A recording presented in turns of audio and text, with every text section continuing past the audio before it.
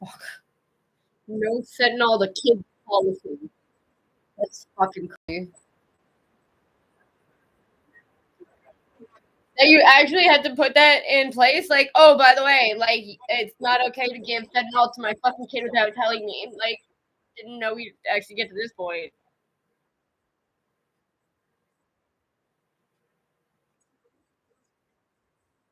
That's so sad. That's so sad.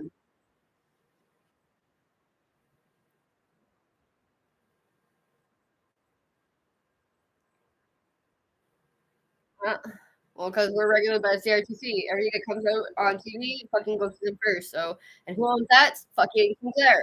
Who is that? Margaret fucking Trudeau. Or Margaret Sinclair. Because why would she go by Sinclair anymore when her and Trudeau were divorced before he died? Like,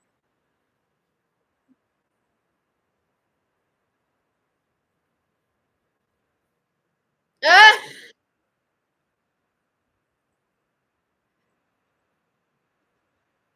you wrecked my childhood!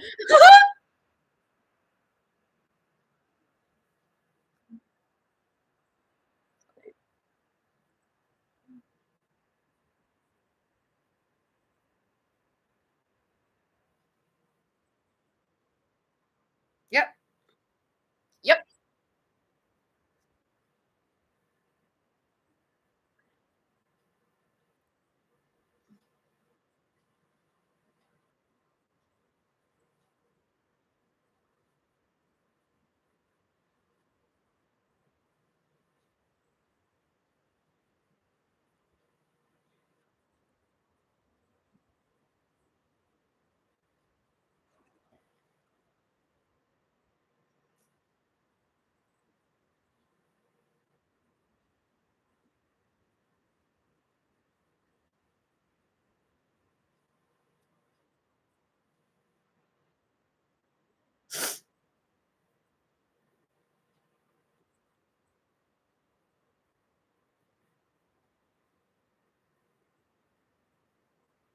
Yeah, definitely. Yep. Yep. Yep. No, like the upper class does not give a fuck about the lower class, and like to think that like just like the Catholic Church do not give a fuck about the gays. Like they did not suddenly decide that they're okay with you.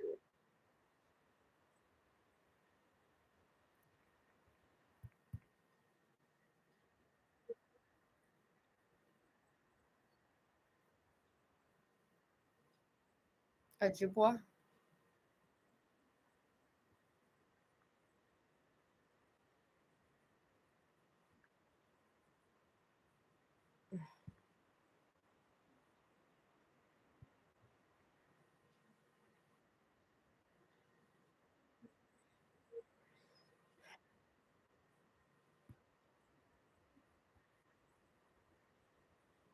Yeah.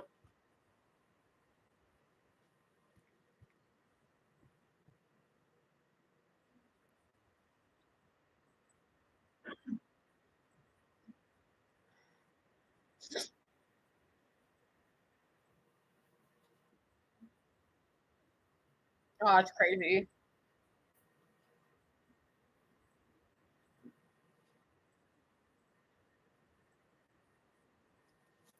Yeah, but that's not the solution. The solution isn't to fucking like arm up. Like, I farted. Oh, I farted. So much farting.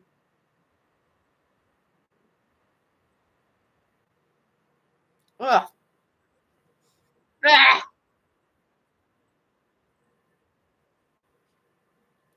There's only one. There's only one fucking media outlet. Here's here. Occasionally. Yeah.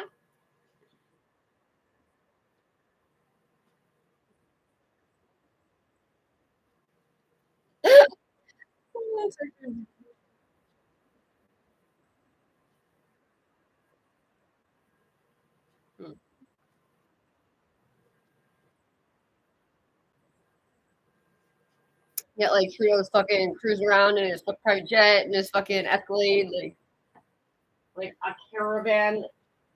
or a fucking convoy of Escalades. He's just like, you're killing your planet, or you're killing the planet with your plastic forks and your fucking.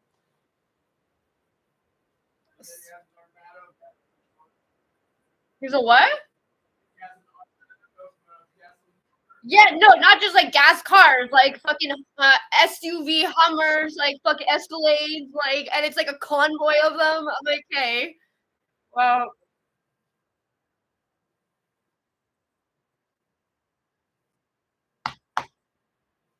fuck yeah,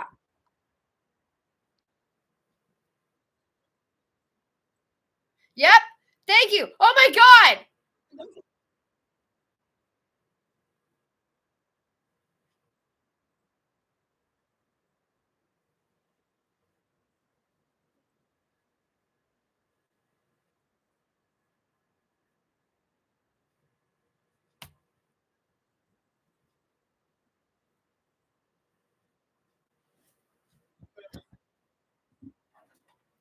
wow, that's crazy. That's some crazy shit that I've not heard yet.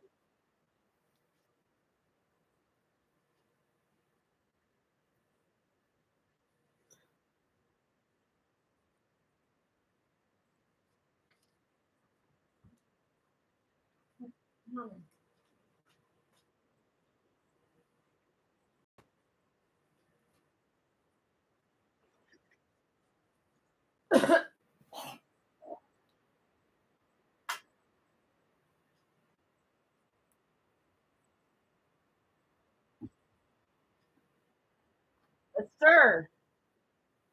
Oh my god, I hate this. I hate that I'm agreeing so much with Tucker Carlson, but you know what? Literally, not one fucking white English Canadian has said this yet. But right away to fucking Toronto.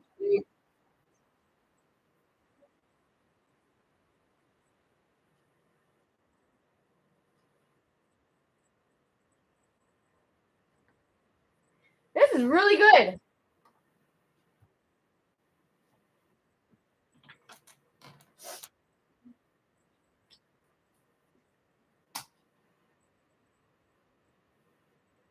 Nope, embarrassing.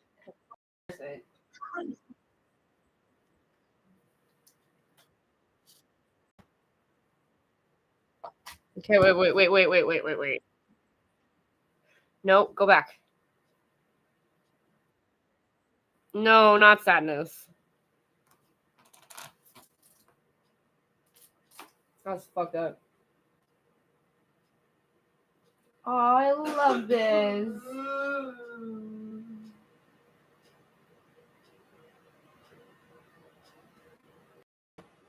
I always thought of your family like The Simpsons.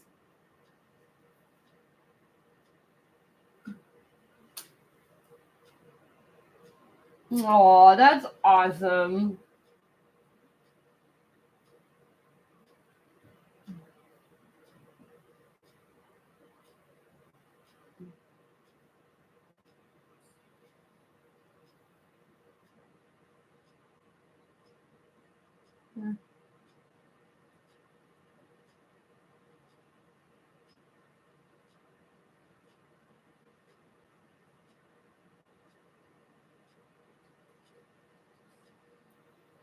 Oh, you live at the Maple Apartments?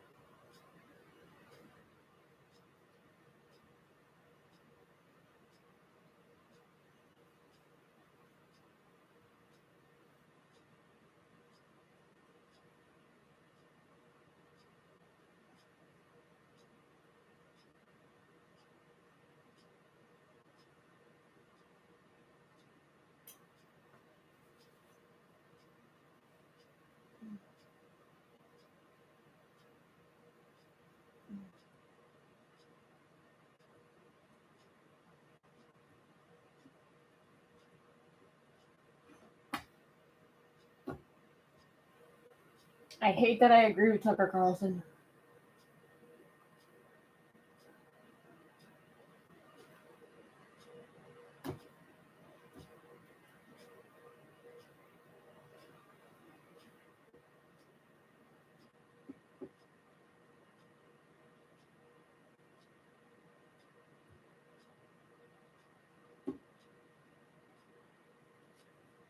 Oh.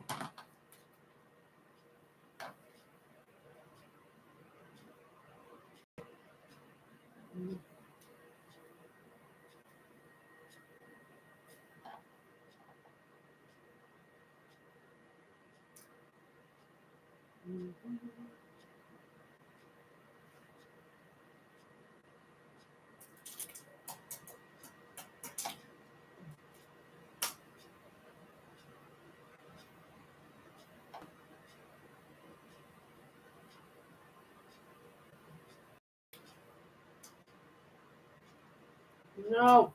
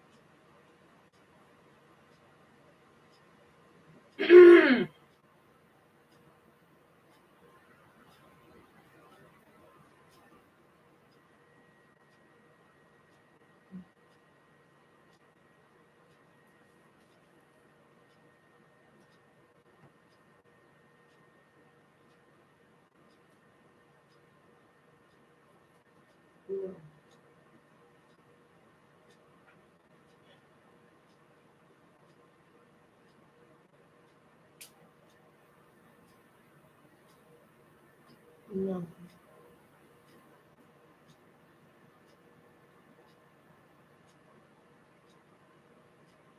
What? My page is too new, but you cannot go live because it was created recently. Pages need to have established a presence on Facebook before being able to go eat shit.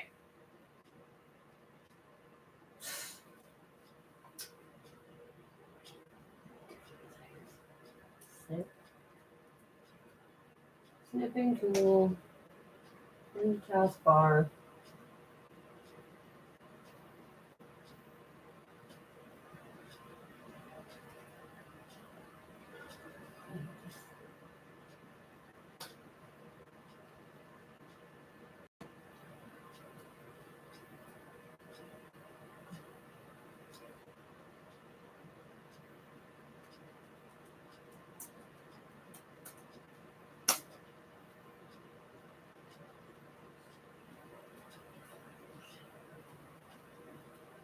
No.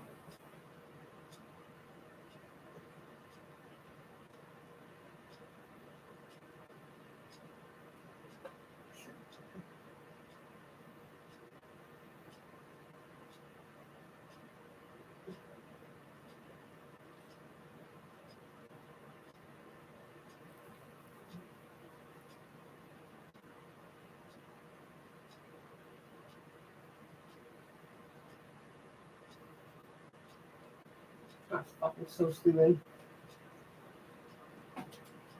Okay.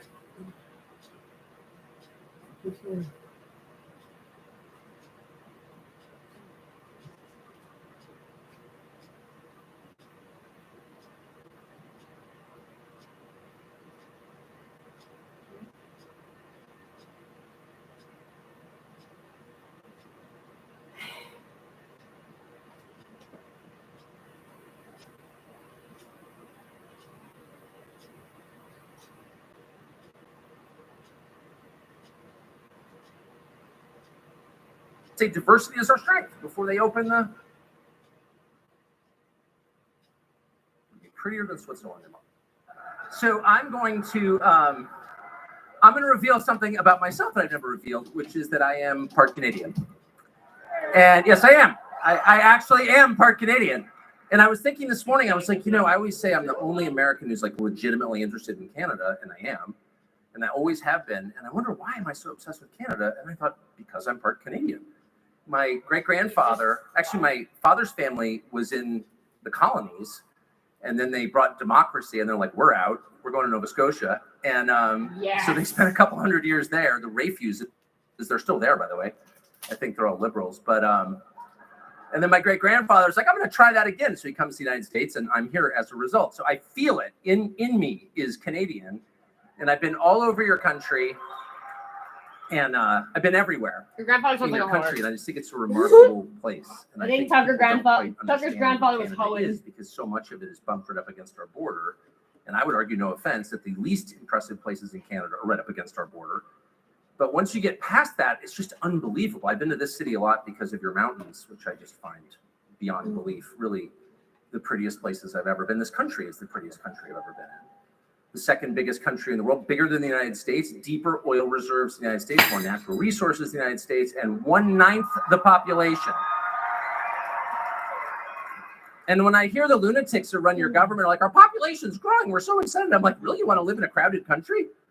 40 million people in the world's second biggest country? That sounds like the kind of place I want to live. Like, what are you even talking about, you morons? But anyway, so I've come to Canada a lot, and every time I come, so many things strike me. First and foremost, the natural beauty, the unbelievable natural beauty. Prettier than Switzerland, in my opinion. And the second thing I notice is the politeness of the people. That's real. And the third thing I notice is that all the comedians left decades ago. And it brings it out in me. And making fun of Canadians, and as I've already told you, and I hope it's obvious, is done with love. But I just can't control myself because no one will ever laugh at your joke. So every time I go to Toronto, which I try not to do, but I do wind up there. Every time I check in a hotel, I'm like, you guys have hot water? Like, where'd you get all the electricity? This is unbelievable. And they always have the same responses. We've had electricity for a long time, eh? Like, no, it's a joke. You don't really have sled dog parking in front. I know that. No, we haven't had sled dogs in a long time. And so that's actually funny. I hate that I laugh at you. Sled dog and Molson jokes. It's just, and I'll never stop. But one of the reasons I do it is because I do think it's important to laugh at your circumstances, not simply because it makes you feel better, though it does, but because it gives you perspective on them.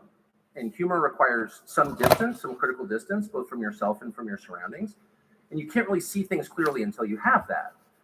So if you have a country where the funny people feel like they have to leave, that's a huge problem.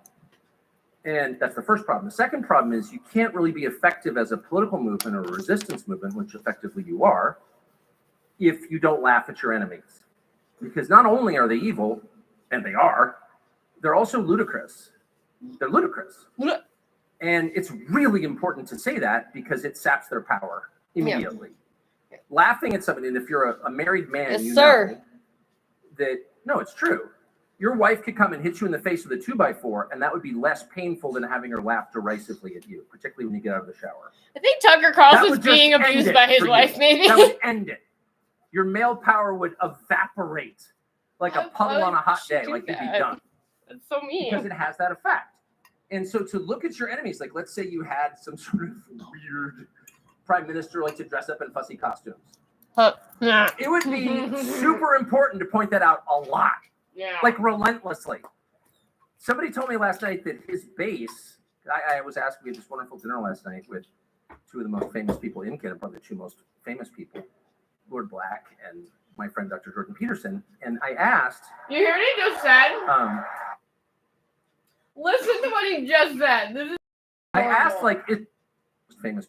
To point that out a lot. They're black. Like, relentlessly. Dr. Jordan Peterson. Somebody told me last night that is he one of the black guys? Because I don't know if you know, he's not black. This wonderful dinner last night with two of the most famous people in Canada, probably the two most famous people, Lord Black and my friend Dr. Jordan Peterson. And I asked, like, is there anyone in the country who supports this guy? He's so I mean, I know him only, I've never met him. I only know him through television. I know his cousin, Gavin Newsom, pretty well, but I don't know him. Is there anyone who takes him seriously? And everyone in the room said, oh, yeah. Young people, particularly young women, take him very seriously. They love him.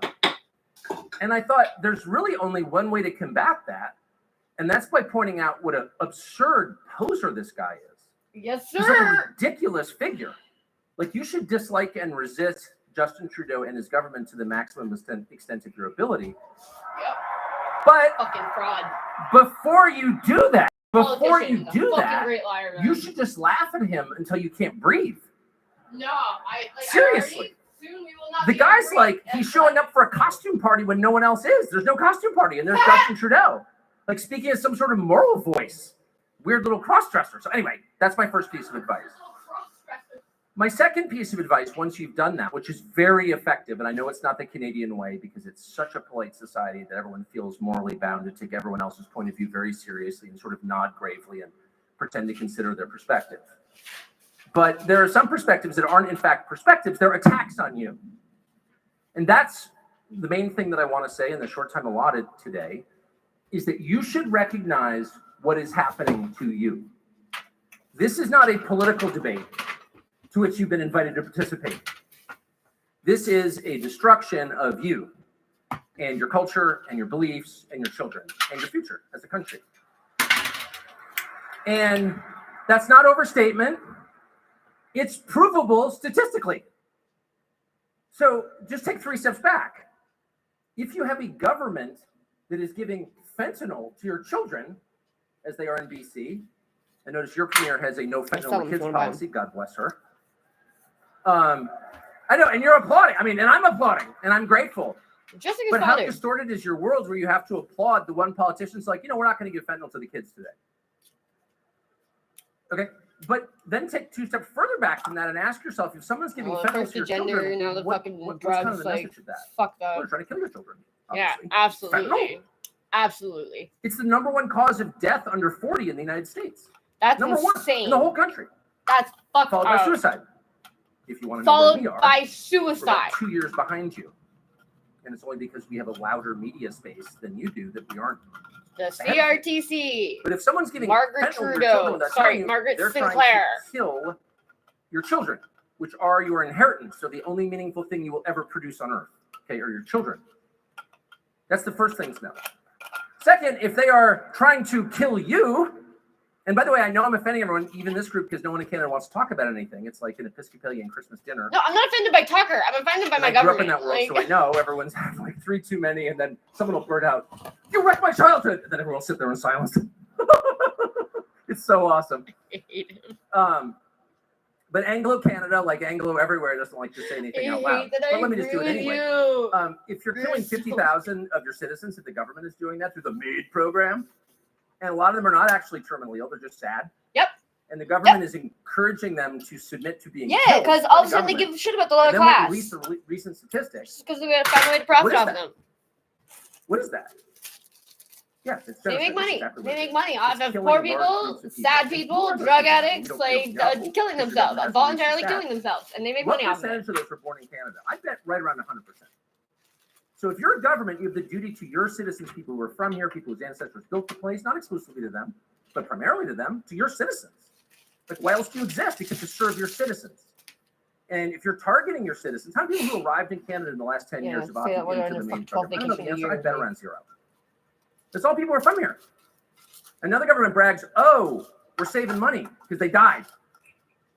That's the darkest thing I can imagine. I bet there's 0 conversation about that in this country. Super sick. I know what it's like. It's super too horrible. sickening. No one wants to talk about it. You should talk about it. Oh, for sure, You should internalize the message of that, which is they hate me. Yep. They hate me to the point they're willing to kill me, which they are. No, because if you're the lower class and welcome middle class to the reality with the rest of us lower class, like. But the ones granted to you by God. And those would include the freedom of speech, which is inalienable. It cannot be taken from you, no matter who is in Ottawa, or as we say, Ottawa. Ottawa. Which, by the way, is the correct pronunciation, according to my friends in the Ojibwa community. No shit, eh? I've pronounced it that way every time on television. Ottawa? You're pronouncing it incorrectly. You don't even know the name. It's like, yeah, I know a lot about Canada. Apparently, it's actually pronounced Ottawa. And then this Ojibwa leader writes in and he goes, "Yeah, all the whites are wrong. It's actually Ottawa." Really? Ottawa. Anyway, it doesn't matter. I didn't even know he is a joke. He's a your huge rights joke. remain the like, same because you were born. guy's with a them, fucking because you are idiot. not a But slave, like, he's you're a making human being. very And you good have inherent points that dignity no because one God else made is you. fucking saying. That's Because just a they're fact. embarrassed because their family is like supporting And Trudeau if they're and all taking the those Trudeau rights fucking away abuse. piecemeal and doing so in the name of public safety, And even if they double make down, like the public sphere much more dangerous, which they have, in case you haven't noticed. Canada has a lot more violent crime now than it did 20 years ago. Have you noticed? guns. Of course you have. You live here. Yeah. If they're telling you can't defend yourself against that crime, we're going to disarm you. You can't protect. Yeah, no, but now I want to get a gun. And you're like, oh yeah, it's for the public safety. It's no, now I want to be a licensed gun owner because like this is fucking and deserve not normal. As a free person, not a slave. And then they're telling you you can't complain about it. And then they're subsidizing the media to the point where all of your big media outlets, which are disgusting, are state media because they're taking state cash. Do you watch CBC? I do occasionally. I can turn in any hour of the day and I will learn that I am racist for driving an SUV and not being trans. That's the whole schedule of CBC programming. Yeah, because it's fucking Sinclair. That's not woke. Oh, it's Margaret woke. Sinclair. I hate the woke crap. People need to start calling her Margaret Sinclair, not Margaret Trudeau, because they were fucking divorced. They're saying that you are bad. That's exactly what they're saying. Don't lie to yourselves. That's all I'm saying. And we are very delusional in the United States because we're so distracted by stuff and electronic devices and the promise of next day delivery from Amazon of brightly colored plastic crap made in China that we tend to be slow to figure out what's going on. But Canada has a different restraint, which is a cultural one. It's an specific Anglo-cultural one, which is just like, I don't want to deal with that. That's too uncomfortable. Yep. But in your heart, anyway, even if you voice it to no one but yourself, know. Oh, you'll talk about it quietly amongst your group of friends or like amongst your own people. You are bad. But you won't say it out loud. I'm going to say the most controversial thing ever. I watched when Montreal was cleansed of its Anglo legacy. Yep. And I'm not anti-French, just for the record at all. But I am Anglo, and I have friends in Montreal. And yeah, but you all ran away to Toronto. They were forced out. And they're like, okay, I guess we'll go to Ontario. Wouldn't it be nice if we could all go join the GTA? But like, I'm not going anywhere. How about that? That never occurred to anyone. No, it didn't. No one could say out loud what was actually happening. This was a series of acts of hostility aimed at you because of things 20 years ago during the Oka crisis. Like that was the time to stand up and be like, this is not acceptable. This is not okay. Allowing that, you have no future. Okay? Everyone just stood there and said nothing. Limiting your freedom. They ran away like fucking cowards. Which is the freedom of conscience, the most basic of all freedom. Your freedom to defend yourself and your family against bodily harm, which has got to be a twin to the first one.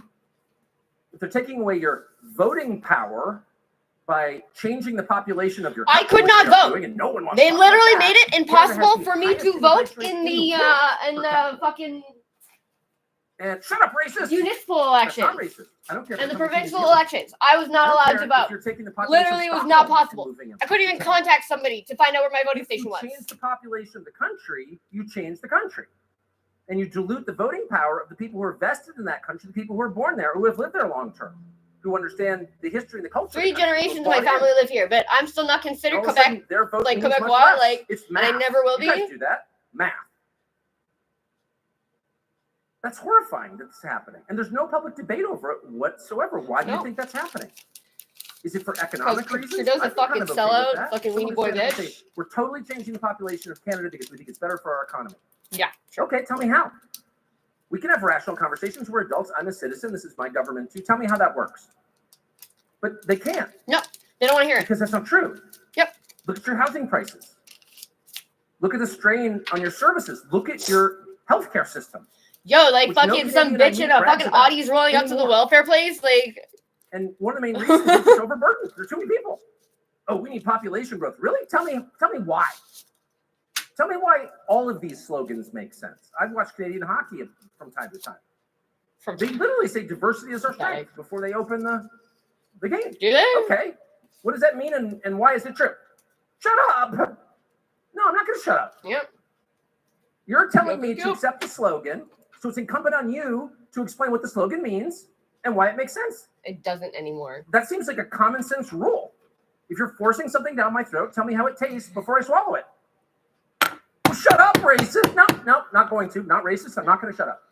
Answer the freaking question. I dated a black guy. I can't be racist. You weird cross-dressing Prime Minister. Cross-dressing Prime Minister. And the last thing I'll say, and I will stop with this because I'm sure.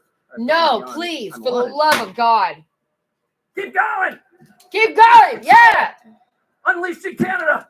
Please, seriously, straight out. Like, go on a fucking tour of Canada and say this shit because no one else is saying it, and fucking anyone who does say it isn't listening. Like, weird religious thing or something, and it's not. But take a look at what they're doing to your Christians. And I say this for a couple of, I am a Christian, but that's not why I'm telling you this. I'm telling you this because there's kind of no more inoffensive. This is where you're wrong in the world. Yeah, but I think this is where you're wrong. Their religion tells them, commands them to turn the other cheek. And it doesn't. The concerns of others above their own concerns. It doesn't. So if you have a problem with those precepts, explain it to me. Speak slowly so I can understand. I think every person in this room, regardless of your faith, can agree, yeah, I'm for that. I wish I was more like that. No. That's good. We need more of those people in society. Serve others for the sake of service. I think people inherently do that on their own, honestly. We pray for an enemy. I do. No one, except the Christians, and they do. No, I do. They're commanded to. And I don't need religion to do it. That group, I don't want anybody to be hurt, even the person I hate the most. That we should be concerned about, even if we're not in that group. If we burn 90 of their churches to the ground, to do that, like, and the prime minister and his little weird buddies are endorsing that. Yeah, but because I think the Catholic Church has been doing this up until now. Just say, I don't need any other facts of the case. You're on the wrong side. No, fuck the churches. It's a building. No one gives a shit. Like, if you're and the only person who's burning those places are the Catholics. For preaching the Christian gospel, not for hurting anyone, not for making pipe bombs, not for trying to castrate other people's children. They're burning evidence. Not for importing millions of people into your country who are not going to have work. Just for the crime of preaching the Christian gospel, you go to jail. At the same time, when they're encouraging your kids to do drugs, and not just fentanyl, but weed. Yeah, but don't raise not your a hand drug. If you have a 15-year-old son. But come up to me after and tell me what you think of legalized weed. I don't think that 15-year-olds should be smoking it. I think 20-year-olds and up, maybe. On purpose. And so in a country like that, in a world like that, if you think that preaching the gospel is so dangerous that the people who do it need to be in prison in shackles, I think you're serving someone other than that would have happened regardless. If you know what I mean. Without the pot, people who are schizophrenic would have been triggered by something at some point. So why wouldn't we use fucking pot as really scary? And I don't care how much they dress it up in the passive-aggressive, self-help language of the modern left. Well, it's really about public safety. Every time I turn on your freaking television shows, everything's about public safety, which is a euphemism for hard-edge fascism, actually. And frankly, I'm a little bit more comfortable with the old-fashioned variety, where guys in tight uniforms goose-step through your town, because at least you know who you're fighting. And you know what it's going to take to liberate your town. Get rid of these people and everything will be okay. But when they show up and they're therapists with advanced degrees, and they look at you in the face and say, no, actually, little Dylan just needs more fentanyl. Yep. Little Dylan's actually a girl. No, it's always ends up being pills, pills. These pills aren't working here. Taking more pills. Like, they even fucking send me to therapy, not once. We may have to remove Dylan to more care-affirming custody. Oh, you're going to take my kids away. Yep, they'll fucking take your kids away. They'll never say that, of course. Because clear language is their enemy. Because clear language exposes who they really are. That's why all these native moms that had their fucking kids taken away. So fucked up. Anyone who goes after your children, anyone who encourages you to have fewer children. It's part of the reason why I don't have a child yet. Like, because my views would get my kid taken away. It's only in the advanced West that we don't see that. Try that crap in Bulgaria. Try that in Serbia. How do you think that would fly in Serbia? I don't even know where Serbia is. Give little Voldoc some fentanyl. And we think, he may be, you wouldn't even get to the next sentence before you got shot. Because you're trying to kill someone's kids. And your average Serb, whatever you think of them, doesn't have generations of advanced math that acts as a logical intermediary in his brain and prevents him from seeing what's actually going on here. They're trying to kill my kids. I'm the father. I won't allow it. I'll lay my life down to prevent people go to jail for preaching here. And I'm not even against fucking people preaching. Like, You can go stand So up on your I'll stop with soapbox, this. do whatever the fuck you The want. answer, before you take any sort of action or imagine that some election is going to fix things, which it's not. Because at least you're spoiler fucking alert, open to people debating your fucking because this views. country, like every country, You want to every stand up on your country, soapbox very and much, preach and the maybe fucking especially gospel? including By my all country, means, there's knock a lot yourself of out. frauds in that business. Sorry, it does. I would know. It's the one thing I know a lot about. Before any of that takes place. Wait. I do speak French. I absolutely do speak French. My boyfriend, he also speaks French. His name is Yannick. But yeah, no, I absolutely do speak French, and it's never been a problem speaking French. Like, but this other guy, fuck, what's his name?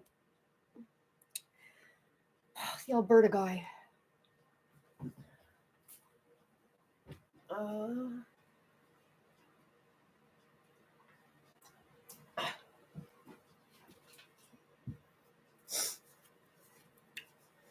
The Alberta guy who is a pastor in Alberta who has been arrested so many times for literally nothing. And he was super nice at first, guys, super chill, very calm. Like, yeah, we're following all like the COVID things, whatever. And every fucking week they're coming over to harass him.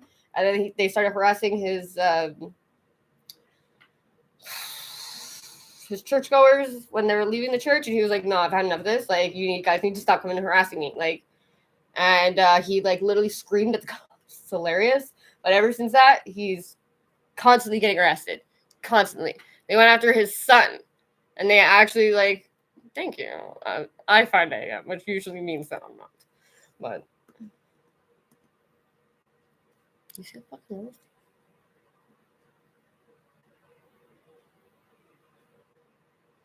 And stabs me in the fucking tit. Yeah.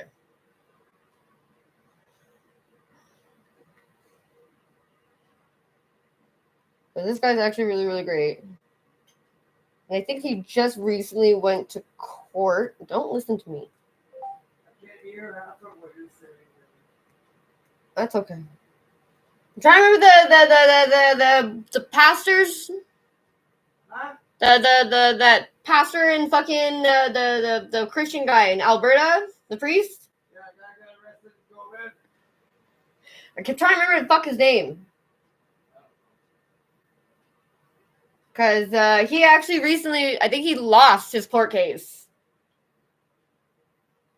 And it was like his son was leaving his place, but his son lives in Ontario, and he was like 10 minutes away from the fucking border of Quebec and Ontario, and literally they gave him a ticket for being out past curfew. And he was like, "Are you serious? Like, I'm right there. Like, our dinner ran a little bit late. Like."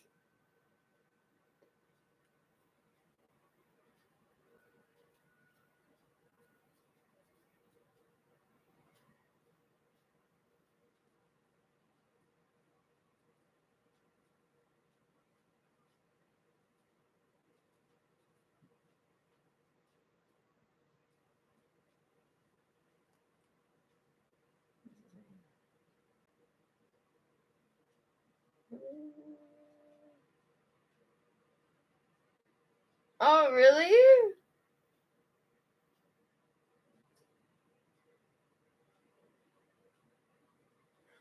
Oh, yeah. Arthur.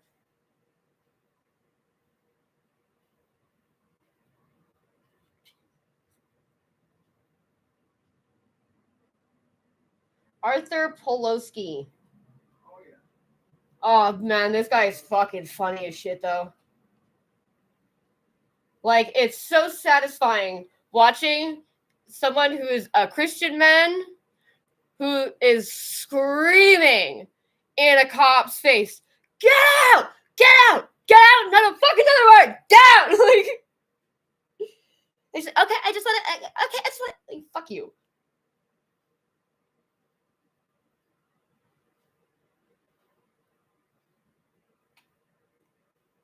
Oh, this poor guy.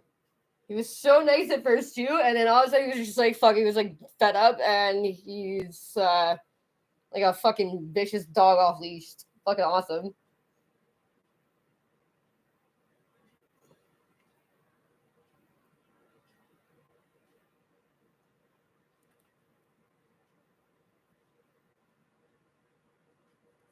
I'm not into Daniel Smith. I'm really not into the bitch.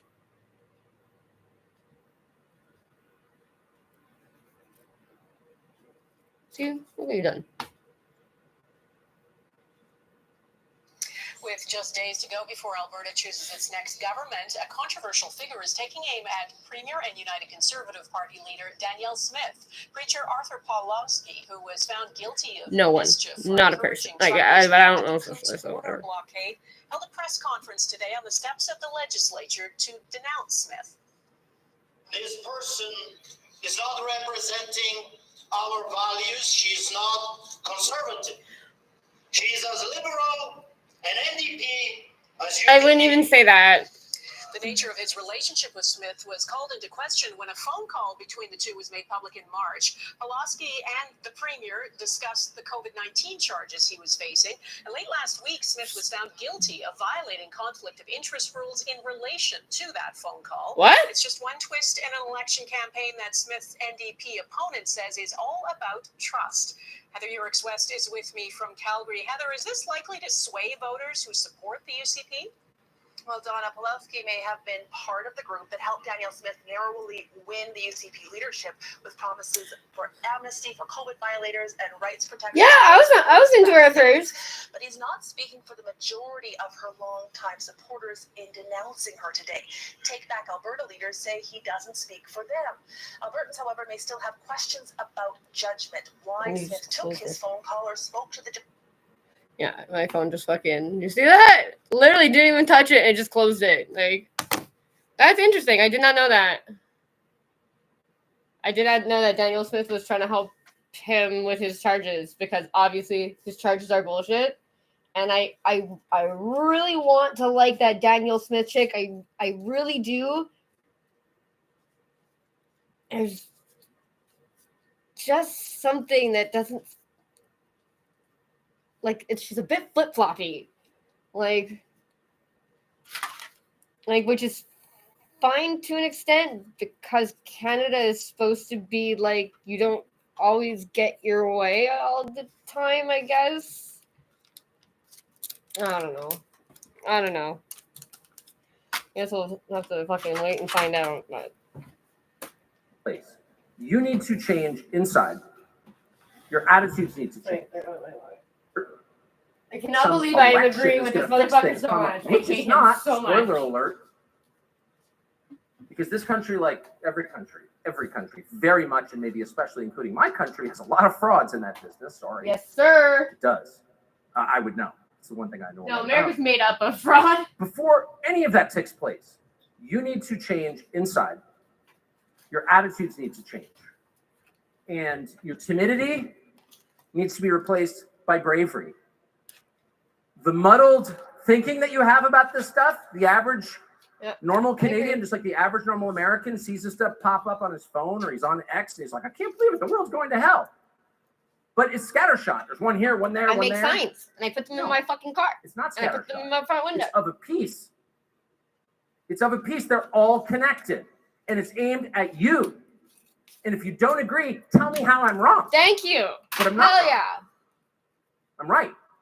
I know I'm right. The first thing because they go shh that you need to do before changing anything in your country is you're to change stirring the shit everything pot. about your heart. You're making problems. Like you have to be ready. Fucking sure shit I am. For a contest where the stakes are existential, which they are. And with that, I will stop. Thank you. No, that was actually so good. I hate so much that I agree with so much of what he said. Because the only reason I ever listen to Tucker Carlson is because 30 years of being a fucking moron and not knowing how to do his job.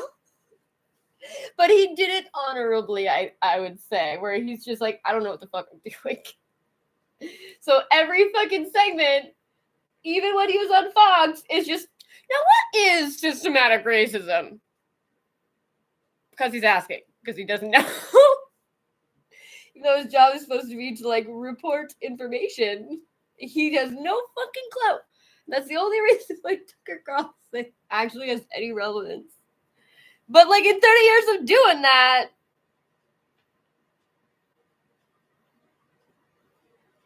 Oh, troll away. Troll. Go nuts. I think literally 30 years of him being a fucking idiot and not knowing how to do his job after that amount of time and not knowing how to do he has at least insight, like legitimate insight as to how both sides works. I don't think he's gonna fucking do anything really that great with it, but I'm hopeful. Good for him, though. A controversial right-wing commentator held the attention of thousands of Albertans, including the premier this afternoon. Tucker Carlson, who was fired by Fox News last year, is often accused of spreading dangerous rhetoric and misinformation. Tim Brooke has more from inside. Everything that lady just said is a fucking lie. He was fired from Fox News after a settlement over false American election claims. More recently, he called for the invasion and liberation of Canada. The right-wing commentator Tucker Carlson still draws a crowd. The one and only Tucker Carlson.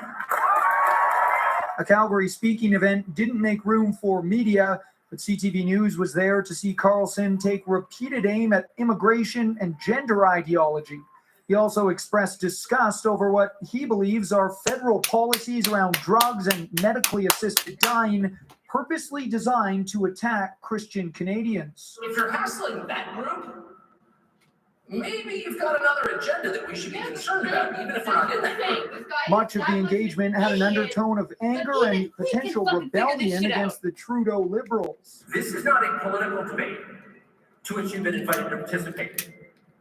This is a destruction of you and your culture and your beliefs and your children. But when Premier Danielle Smith was brought on stage, the temperature was noticeably lower. Carlson and Smith did discuss the feds, but the Premier made sure to steer clear of the personality's more polarizing views. But I accept interviews and have conversations with everyone. They did seem to align on many issues. They discussed the power grid, COVID protests, and chatted at length about energy policy. So I think we should just double down and decide we're going to double our oil and gas production. No, see, that's why I don't like you. I don't like you. Just call the truth that was spoken, because it tells the truth. Just a truth and honest conversation and saying what needs to be said. It's the honesty, the common sense factor. Experts speculate the Premier attended to appease the more extreme side of her base. I think she's very cognizant of keeping them on side, stacked against the reality that this is going to worry some moderate conservatives. Carlson's two-stop Canadian tour will wrap up in Edmonton. Tim Brooke, CTV News, Calgary.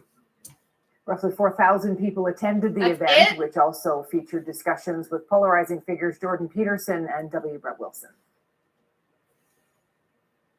Hey, can we fuck off with your fucking ads?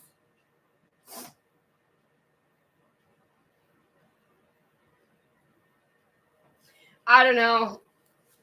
I really want to like that Danielle Smith chick, but like she fucking does shit like that where she's like, actually I think we're just gonna drill down. More oil. No. Like, no more oil. Fuck this shit. Like, we have other options. Like stop turning my planet into a fucking piece of Swiss cheese.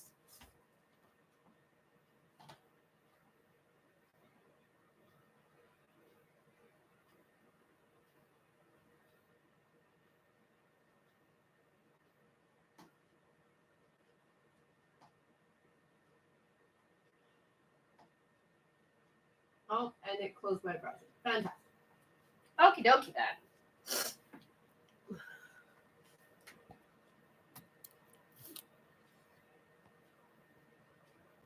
I really do want to like Danielle Smith, but she just seems like one of those fucking, what do you call it?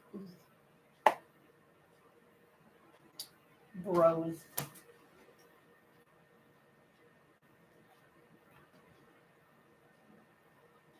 I don't think she's genuine.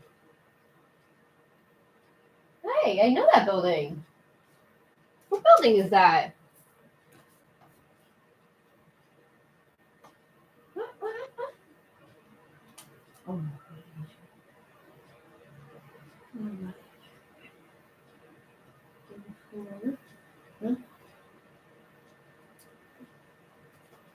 Copy. No, got me on them. Paste. Thank you. Oh, this is so fun.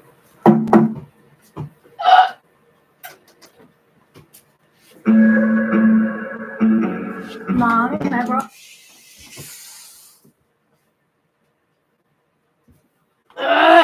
Kensington Market is one of the most culturally significant neighborhoods in Toronto. It's a chaotic mixture of over 30 different cultures expressed through its shops, artwork, music, and food, all crammed into a 4x4. What? Kensington Market. Kensington Market, you know where that is? Yeah, I know that place by heart. Oh, really? Yeah, Toronto. Block area. Squeeze all of Toronto's cultures into one neighborhood, and it might look like this. How did it happen? Well, it all started with immigrants moving here and saying, "F you to zoning bylaws."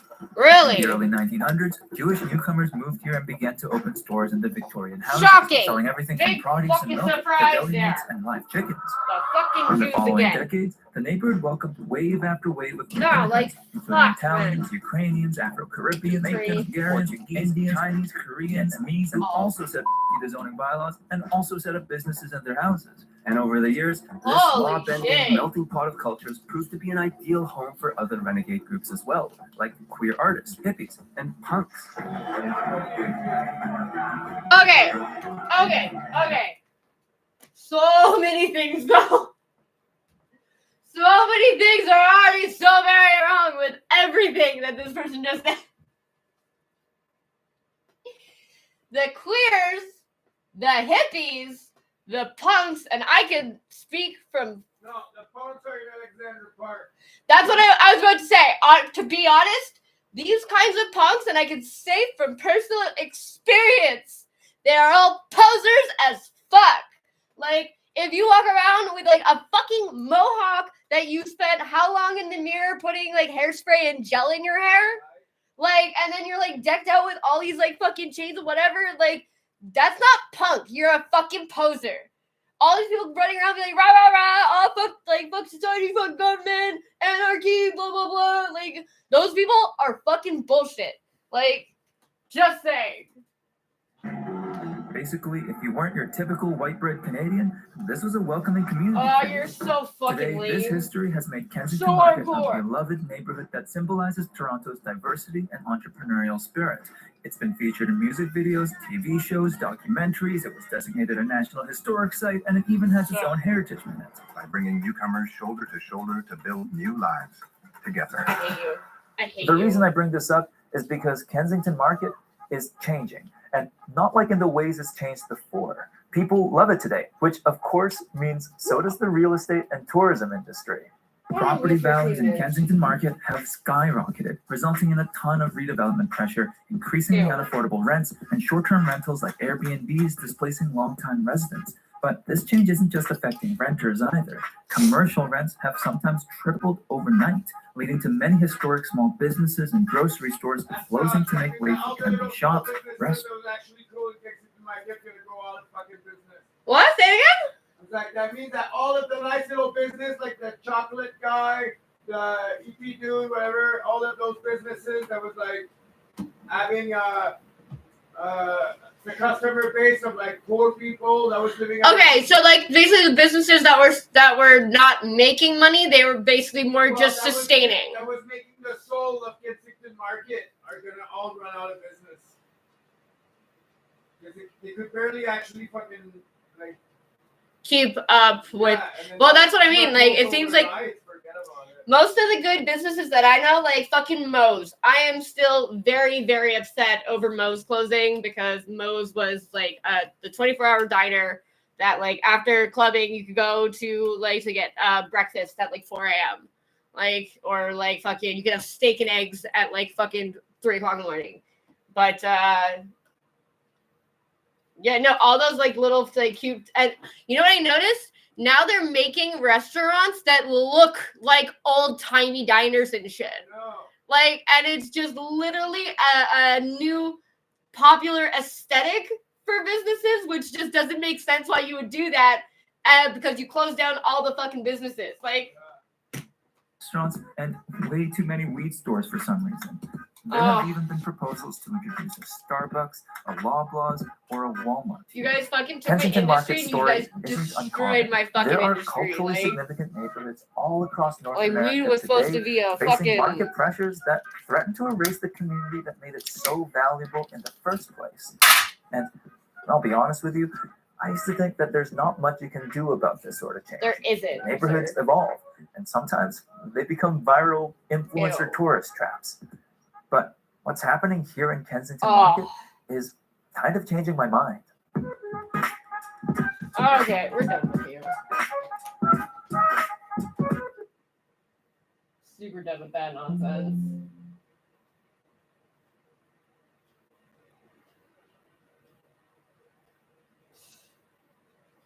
Let's see what the radio's talking about. Fuck this. Yeah, so when you think about it, we were, as I said, we've got the overall WTO framework, and then within that, when the British were within the European Union, they sort of were part of the agreements we had with them, and they got, when it comes to things like cheese, they fell into the European rules, and now they're out of that. So the advantage we have in Canada this time round is that the British they need a substitute to Europe, to the EU. So they want to get into things like the TPP, the Trans-Pacific Partnership. You say, well, where's the British border with the Pacific Ocean? Well, it doesn't exist.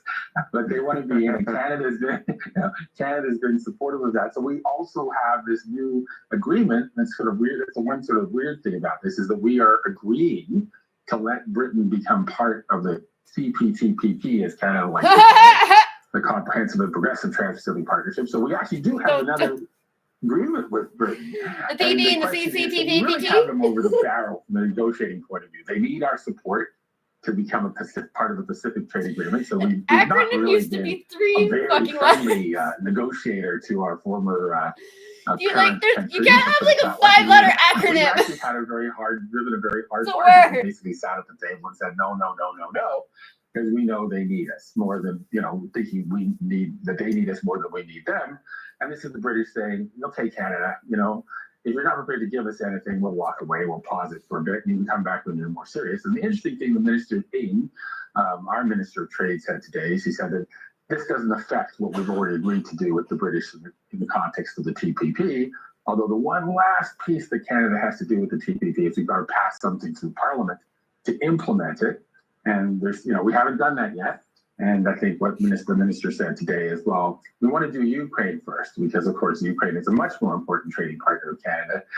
There, yeah. Yes, right, in Britain. But we haven't changed our mind on that. But that Because, Ukraine they're all dead mention is now. a dig at Polyev, right? That's another. Is that the joke or? Well, it is a dig, but it is a bit. I see that. That's a whole other issue, Jim, because I got to tell you, that I see that issue slightly different. That agreement isn't very much used to anybody anyway. From a trade point of view, that's all politics and style, and on both sides, in my view. But what is interesting, if you're thinking in terms of Canada, what's a more important trade agreement? Is to get Britain into some sort of structured, reasonable agreement like the CPTPP, or to basically have an agreement that reiterates the Hartford Trade Agreement, but then adds on a bunch of frilly little things like, gender politics and indigenous rights and all those things that are of crucial importance to Ukrainian-Canadian trade. It's just crazy, but somehow the conversation about that agreement has gone a totally different direction in Canada. But for the British, we're saying we haven't changed our view as of tonight in terms of being in support of the UK entering into the TPP, the CPTPP. And we'll wait. You are as I said, from the British point of view, they need us to get into that agreement. But this is just saving a little measure of dignity, sort of saying, come on. He wasn't talking about the list, and then now it kind of fell out. We do need some of trade agreements, but we're not going to sign some sort of completely one-sided agreement where we make all the concessions and you, Canada, make none. Jim, that there's another bill that's going through Parliament, a private member's bill that has I think there's a good chance of passing, which is rare, which is going to make it part of every future trade negotiation that we don't make concessions on dairy. And I have to tell you, it'd be almost impossible to think of Canada entering into any future trade agreements because all of our trading partners want Canada to make concessions on dairy. So that's another part of the thing in the background there. But you talking if about? we could solve the dairy problem, we could probably figure out the beef problem somehow. The Brits and the Europeans don't like the hormones that we injected to our beef, and they feel very strongly about that. But now that Britain is out of the European Union, would they do a deal on that separately if they could get something on cheese? My guess is they would. Mark, always appreciate your brilliance. Thank you very much for your time. Have a great night. What? Since you, talk later. Mark Warner is an international trade lawyer and a contributor to News Talk Tonight. All right, when we come back, we're going to talk about how ugly you have kids, the things that you would do at play that you won't allow your kids to do. We want to hear from you in about 20 minutes. Lawn darts. At 1-855-633-1010. Sorry. What, you, Yan? What is something that you used to play with as a kid that you wouldn't let your kid play with? My first thought was lawn darts. Wooden stick swords. Wooden sword sticks? Yeah, we're taking old hockey stick, cutting them in pieces, taping them up, and beating the shit out of each other. Why do you always super trump anything that I... Every time I'm like, hey, this is my response to a generalized question, and then your response always has to, one up by 100 times. Well, my childhood, we would grab the old hockey sticks that were broken, and then we'd, sharpen them up, and then we'd beat each other up with them. That is called, literally, shivs.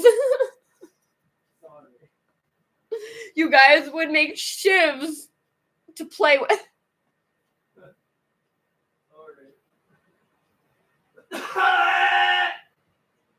God damn it, yeah.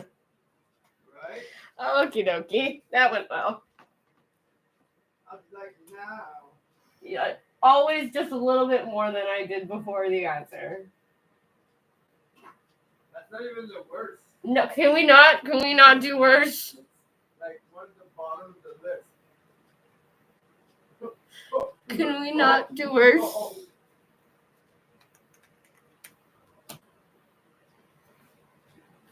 That's how you live with people. Fucking as long as you can communicate. We don't have to be in the same room. We're communicating. See? Communicating. Good relationship.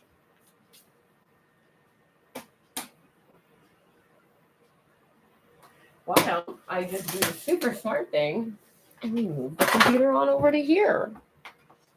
Genius.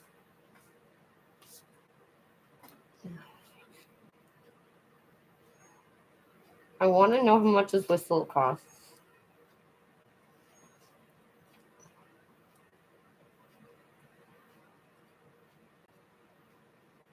Really?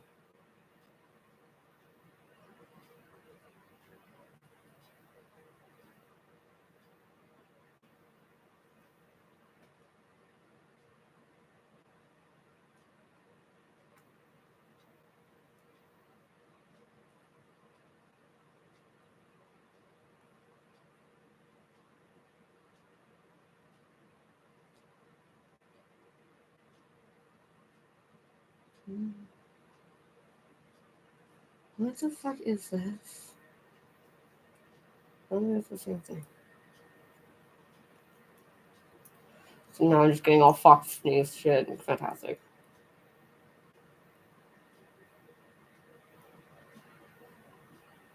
No.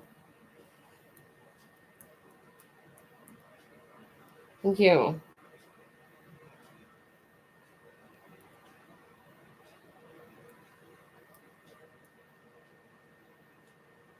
Oh wait, we can live together. Fuck yeah. Yes, very much so.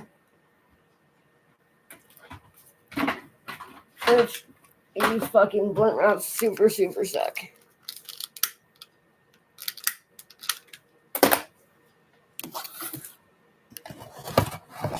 Together. I just closed the fucking stand. God damn it. Yeah. What are we doing?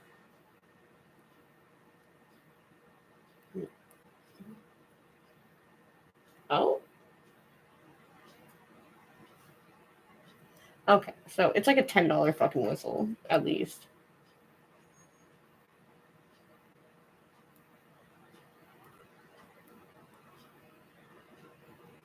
Okay. Interesting.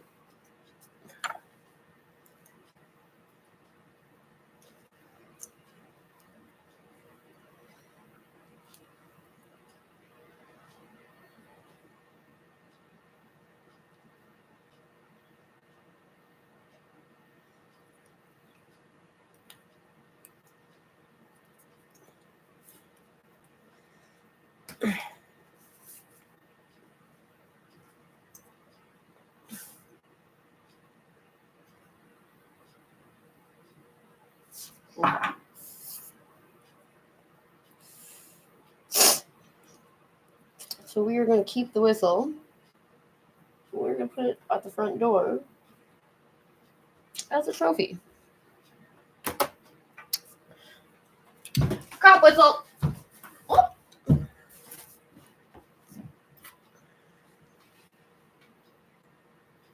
Oh, okay, fine.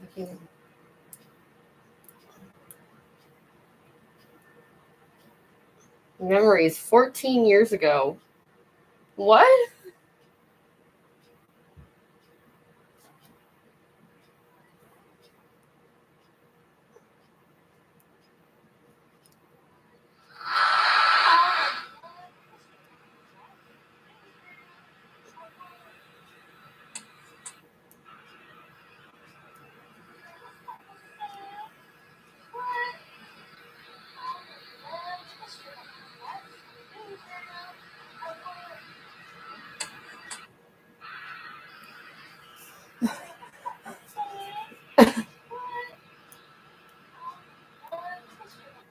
Okay, wait a second. Oh, my brain is that fried, apparently. I don't even remember this video, but I also don't remember commenting on that video later on.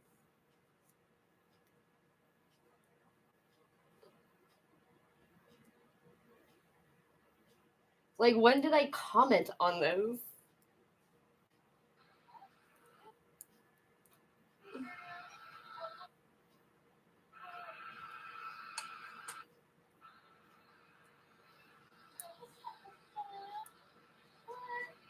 That's hilarious. 14 years ago, I commented on it. That's fucking hilarious. 14 years ago. That's neat. Oh my god!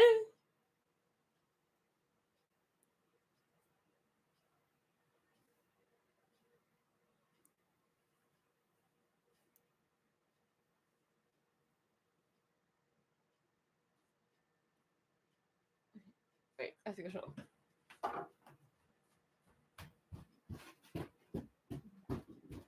Do you remember this? Oh my god, yeah. Fuck. I heard the story from a friend of mine.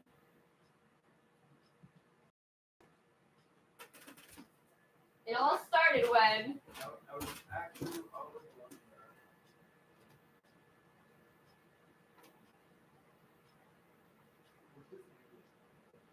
I'm assuming, but everything can be translated now. I realized that I pretty much only watch English TV on YouTube. Really? That's funny because I watched so much French TV when I was Because, young. everything that's in English is much further ahead in the storyline. No, well, even that, like, fucking every French person I know, it's like if you ask French people if they prefer French or English media of any kind, English. But like, I ended up watching more French stuff than anything because we weren't really like allowed to watch TV when we were kids, and then like at a specific TV time, like usually like for like an hour after school or something, like, or like an hour before bed. Like at 8 o'clock, we used to like watch something, and at 9 it's like fucking TV's off, whatever.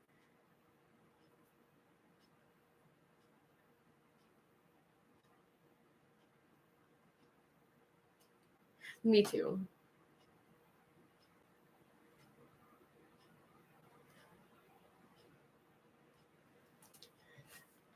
think to me the tooth at one point.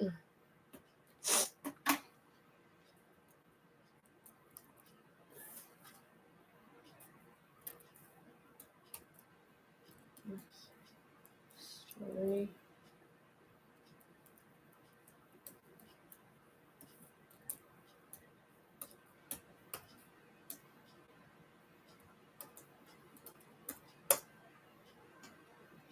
No.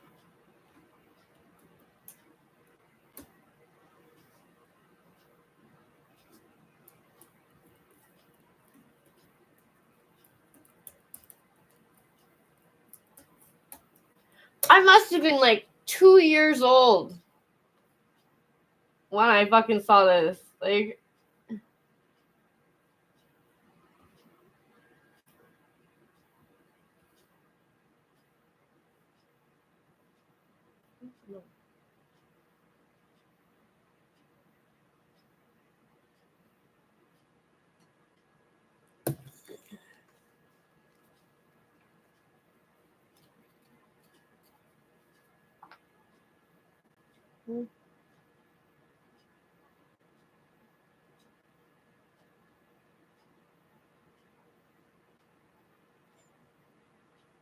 Take a photo of words. shut up. Oh my god, I hate this.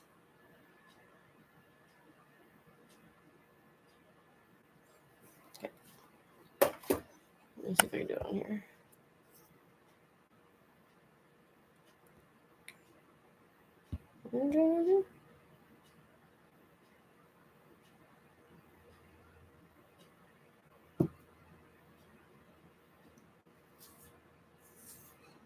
So fucking stupid. Camera. No, that's the clock.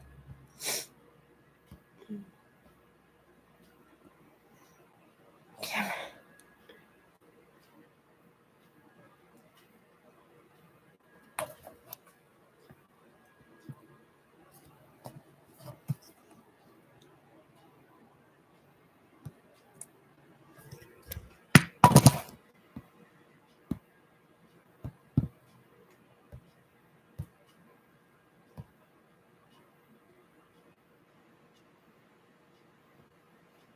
Can I see that?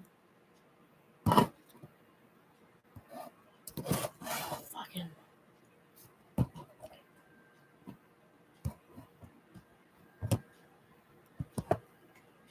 Why?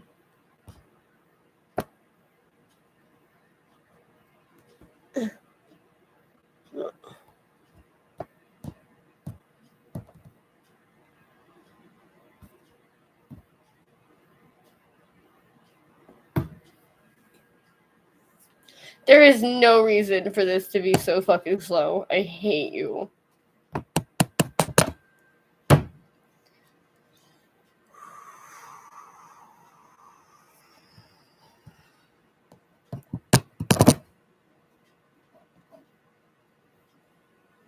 Wait.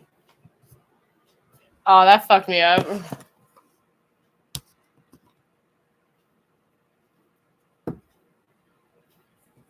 Your fan from your PlayStation is so loud. I know, sometimes I can't even hear you. If you have something playing and you speak from far in the house, I can't hear you.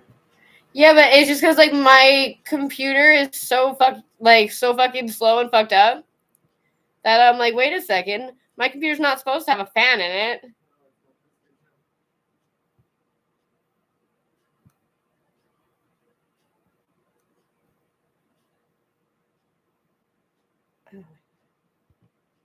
No, I don't want to go to settings. I want to fucking close.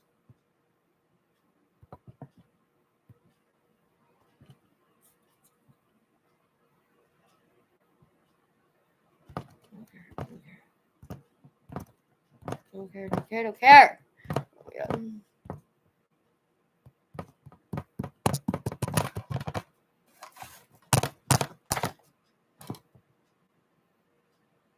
What?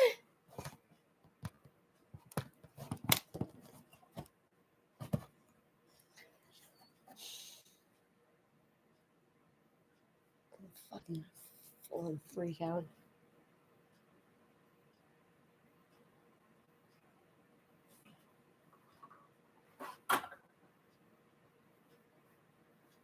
I know, my feelings are so hurt. Good gosh.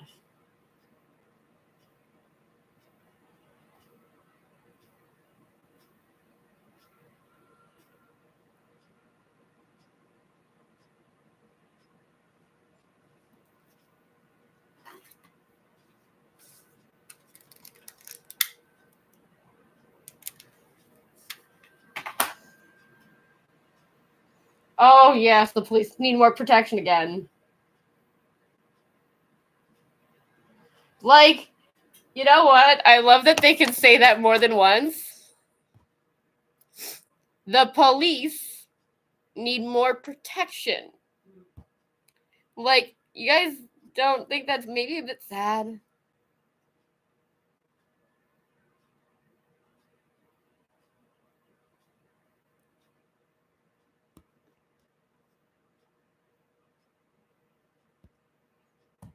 Like, if I were a cop, I'd be so fucking embarrassed.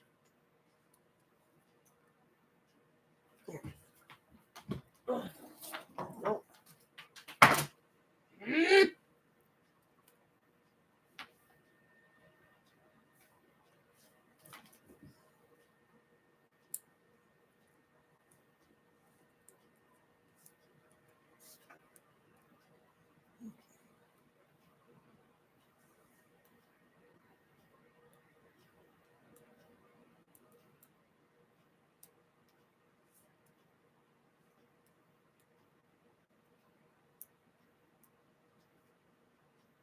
Sorry.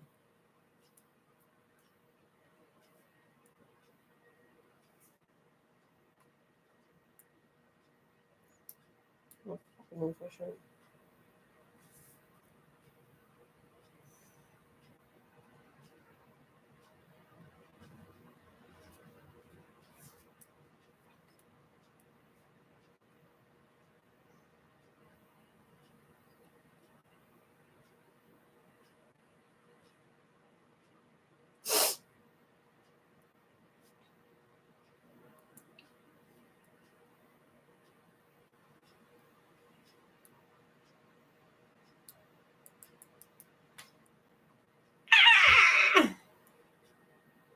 Okay, fuck you then. So fucking dumb. Can't even fucking copy the clipboard anymore. What the fuck is going on?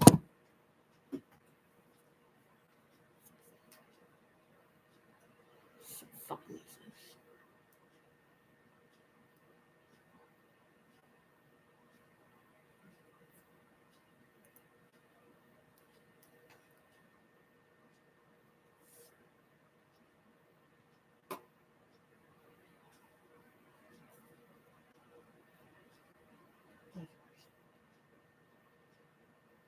Nope.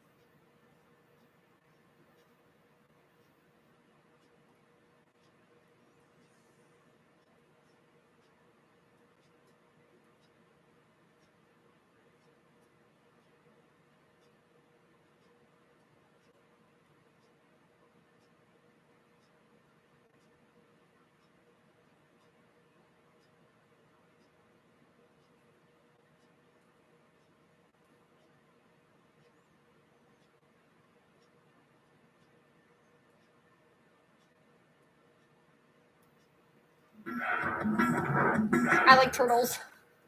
Hello there, you awakening wonders. Thanks for joining me today for Stay Free with Russell Brand. We're going to be talking about mutant coronavirus strain. Obviously, we ain't doing that on YouTube. Too crazy. Too WHO adverse. We also got on this show a fantastic guest.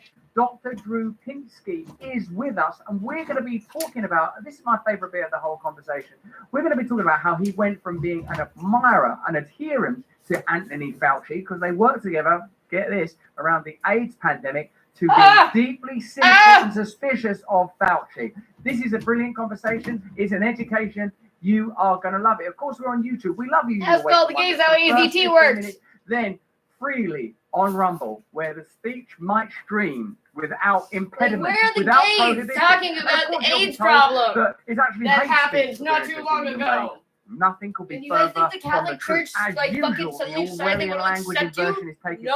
place. When we talk about love, Like, when we talk about bringing people Jesus, together, when we come talk on. about inspiring your independent individual sovereignty, when we talk about control of your communities, when we talk about your right to be whoever you are, they consider that hate speech. Why? Because that brings us together to create the one force that can stop this globalist elitist project. Unity among the people. Decentralized, that means we have control over our own lives, but unified in opposition to them. The first part of the show will be available on YouTube. Then download the app, will you? Download the Rumble app, then you'll know every time that we put something. And if you want to support our work and get additional content every single week, like this week we did a brilliant report, if I may say so. I don't do all the work, and there's a brilliant team of people working here on the agricultural protest. We got Vandana Shiva's views on why these agricultural protests are happening and how your food sovereignty relates to your freedom. It's kind of obvious. Why are there spontaneously? I can survive off of McDonald's. This video. In fact, have a look at it. Everyone's fucking been making fun of my diet up until now. Joke's on you. I can survive off food that's not even real food. You know, it's like they're trying to make it about the culture because I think Craft most people dinner do respect the noodles. legitimacy of people to be Hot different dogs. religions and All the cultures. trimmings of I think meat most you people don't are cool want. with that. What the issue is inequality and the oppression and annihilation. How do I of keep so working skinny? people Starving across to the death. world because of the advance of automation and the requirement for totalitarian control. That's what it They is. call it anorexia. I call it poverty. Time now to get right into What's your it. We'll diet? watch the first Being part of poor. our conversation, you wonderful people of YouTube. But this is a medical physician who's got strong views on a variety of subjects, including Anthony Fauci. So we won't be able to do the whole thing. You probably know Dr. Drew because he's been in media for years. He's a board-certified physician and legacy celebrity talent with over 35 years of national radio, New York Times best-selling books, and countless telly shows bearing his name. You can check out his work at drdrew.com.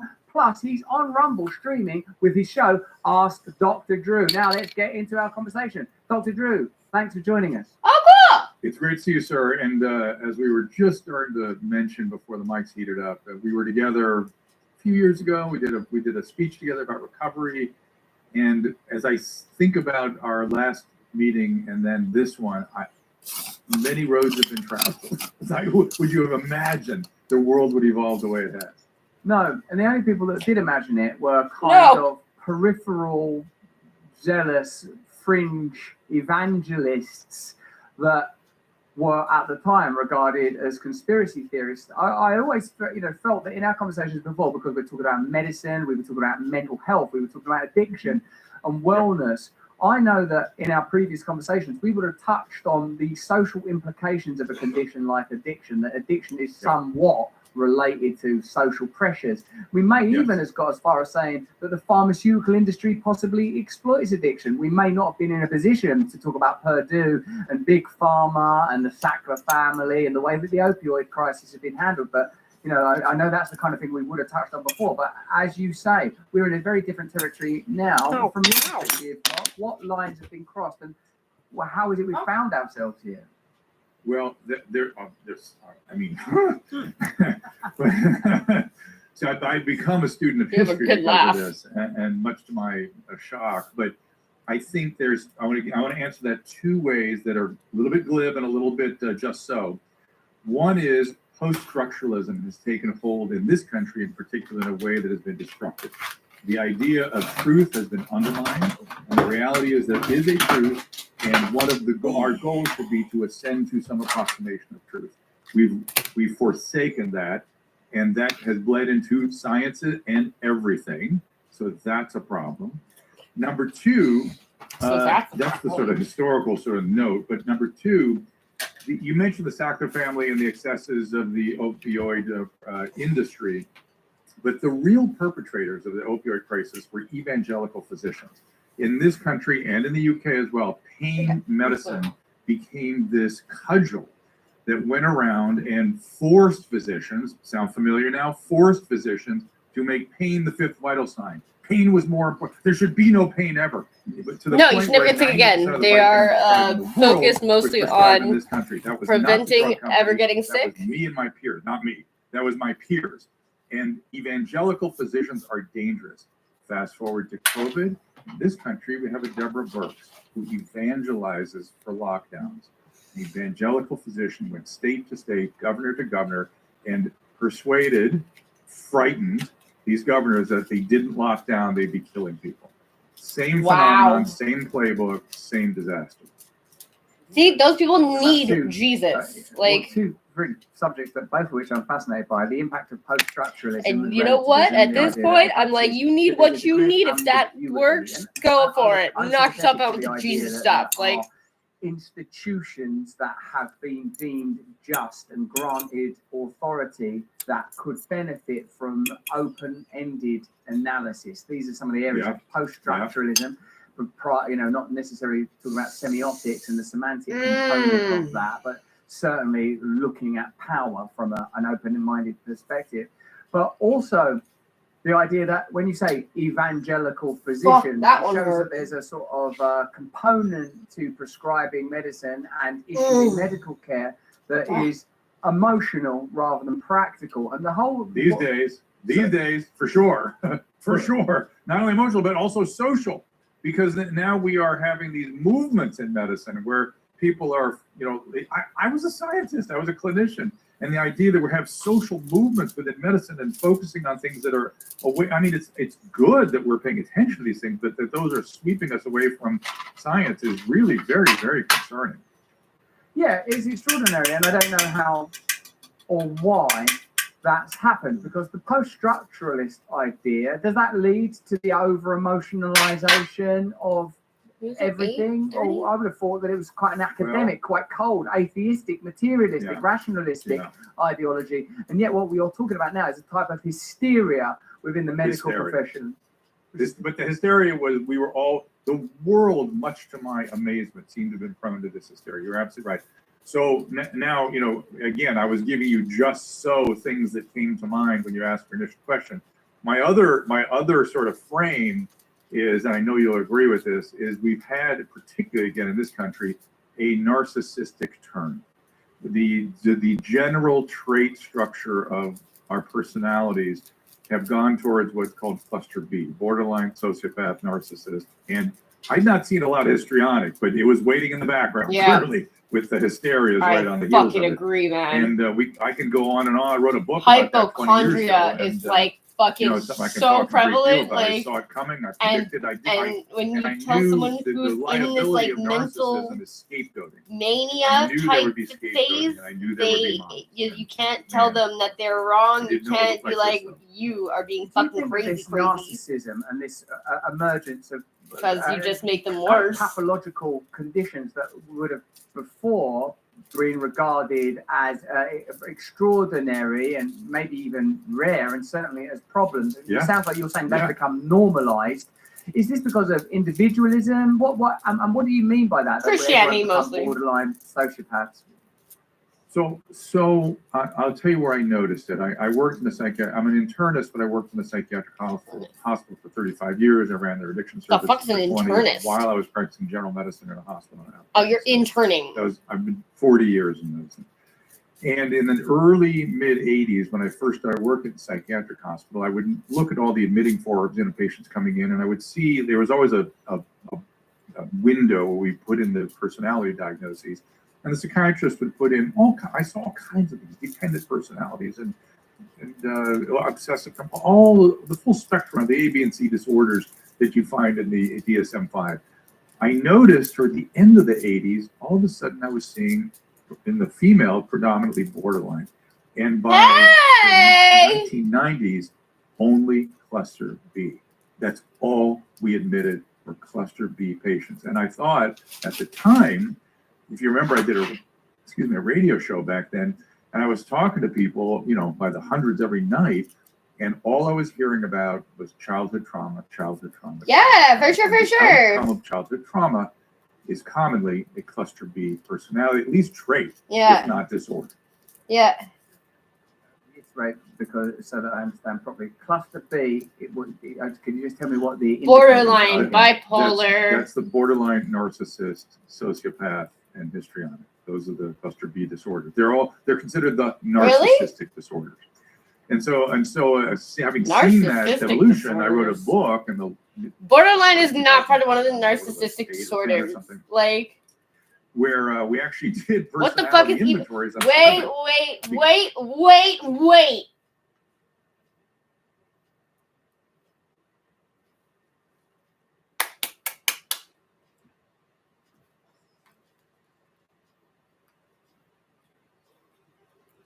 That's not what cluster B is.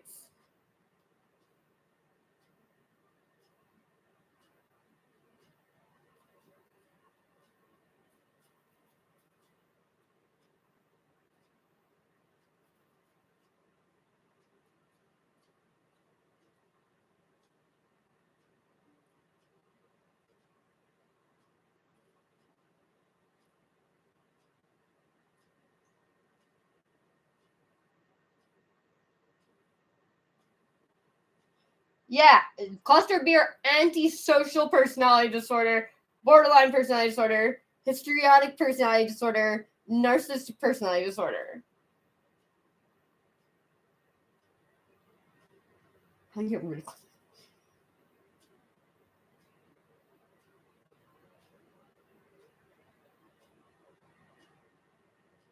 Is it okay?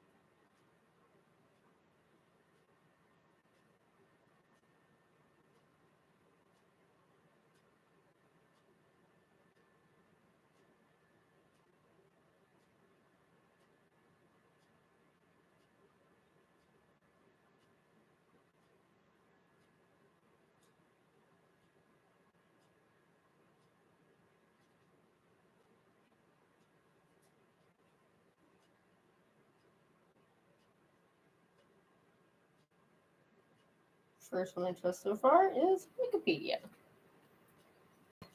Personality disorders are a class of mental disorders characterized by enduring maladaptive patterns of behaviors, cognition, and inner experience exhibited across many contexts and deviating from those accepted by the individual's culture.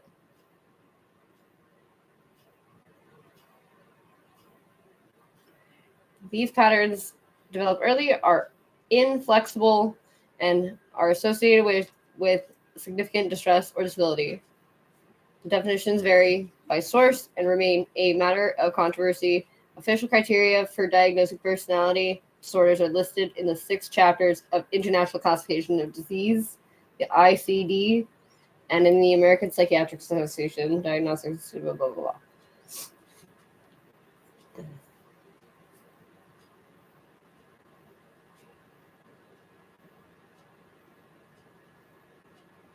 Personality defined psychologically is a set of enduring behavioral and mental traits that distinguish individual humans. Hence, personality disorders are defined by experiences and behaviors that deviate from social norms and expectations. Those diagnosed with a personality disorder may experience difficulties in cognition, emotiveness, interpersonal functioning, or impulse control.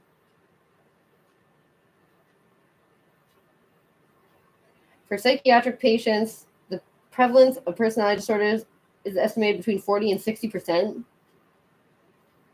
Behavioral patterns of personality disorders are typically recognized by adolescents, the beginning of adulthood, sometimes even childhood.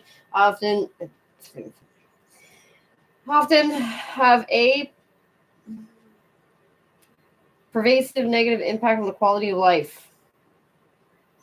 Treatment for personality disorders is primarily psychotherapeutic, evidence-based psychotherapies for personality disorders include cognitive behavioral therapy, that's what I wanted to learn, and dialectical behavioral therapy, especially for borderline personality disorder. Really. A variety of psychoanalytic approaches are also used. Personality disorders are associated with considerable stigma in popular and clinical disclosures alike, despite various methodological schemes designed to categorize personality disorders. Many issues occur with classifying a personality disorder because the theory and diagnosis of such disorders occur within prevailing cultural expectations. Thus, their validity is contested by some experts on the basis of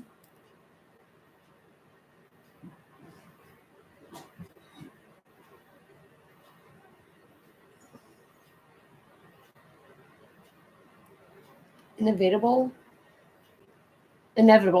Sorry, I'm illiterate. Inevitable subjectivity. They argue that theory and diagnosis of personality disorders are based strictly on social or even social, political, and economic consideration. I don't know. Like, so if you're poor, you're crazy? All crazy people are poor. But are poor people crazy or crazy people poor?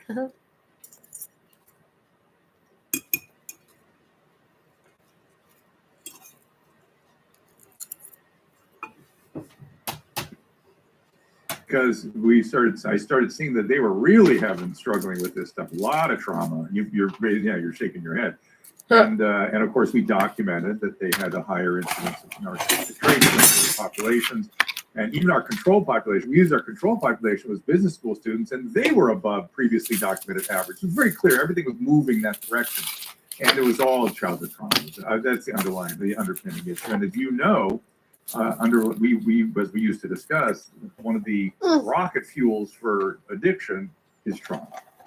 So do you think that there's been a greater increase in trauma or a tendency to diagnose trauma? What are the prevailing ambient factors that have caused this phenomenon? So it took until the 2000s for my profession to go, oh, adverse childhood experiences affect people's mental health and health. Amazing. Isn't that amazing? So they developed the ACE scale. What is on the ACE scale, which are adverse childhood experience scale? Things like divorce, domestic abuse, somebody in the family in prison, substance abuse, somebody using substances. If you have more than 2 of those, and of course overt trauma and all those sorts of things. Basically, only everybody I've ever known. Where families are decayed, where people are using substances, where there's a lot of violence and aggression. Who isn't exposed to that? Right? Like, that's what I'm saying. Like, to adverse childhood experience. And add to I that, did not realize that there were people on this planet who don't have a mental health problem. Whether that's an independent trauma. I've only known people who have mental health problems. Of course, it's happening more than ever. The only period of history that I could find similar experiences of that kind of abandonment and neglect and abuse of kids was pre-revolutionary France. Wow. And I wanted to write a chapter in my book about sad. That. And I was told by the editor, it's only going to get worse with the amount of kids that are being split because of that. There's going to be guillotines, there's going to be mobs. And that's what narcissists do. They have so much unregulated aggression, they have to form mobs and focus it on somebody else.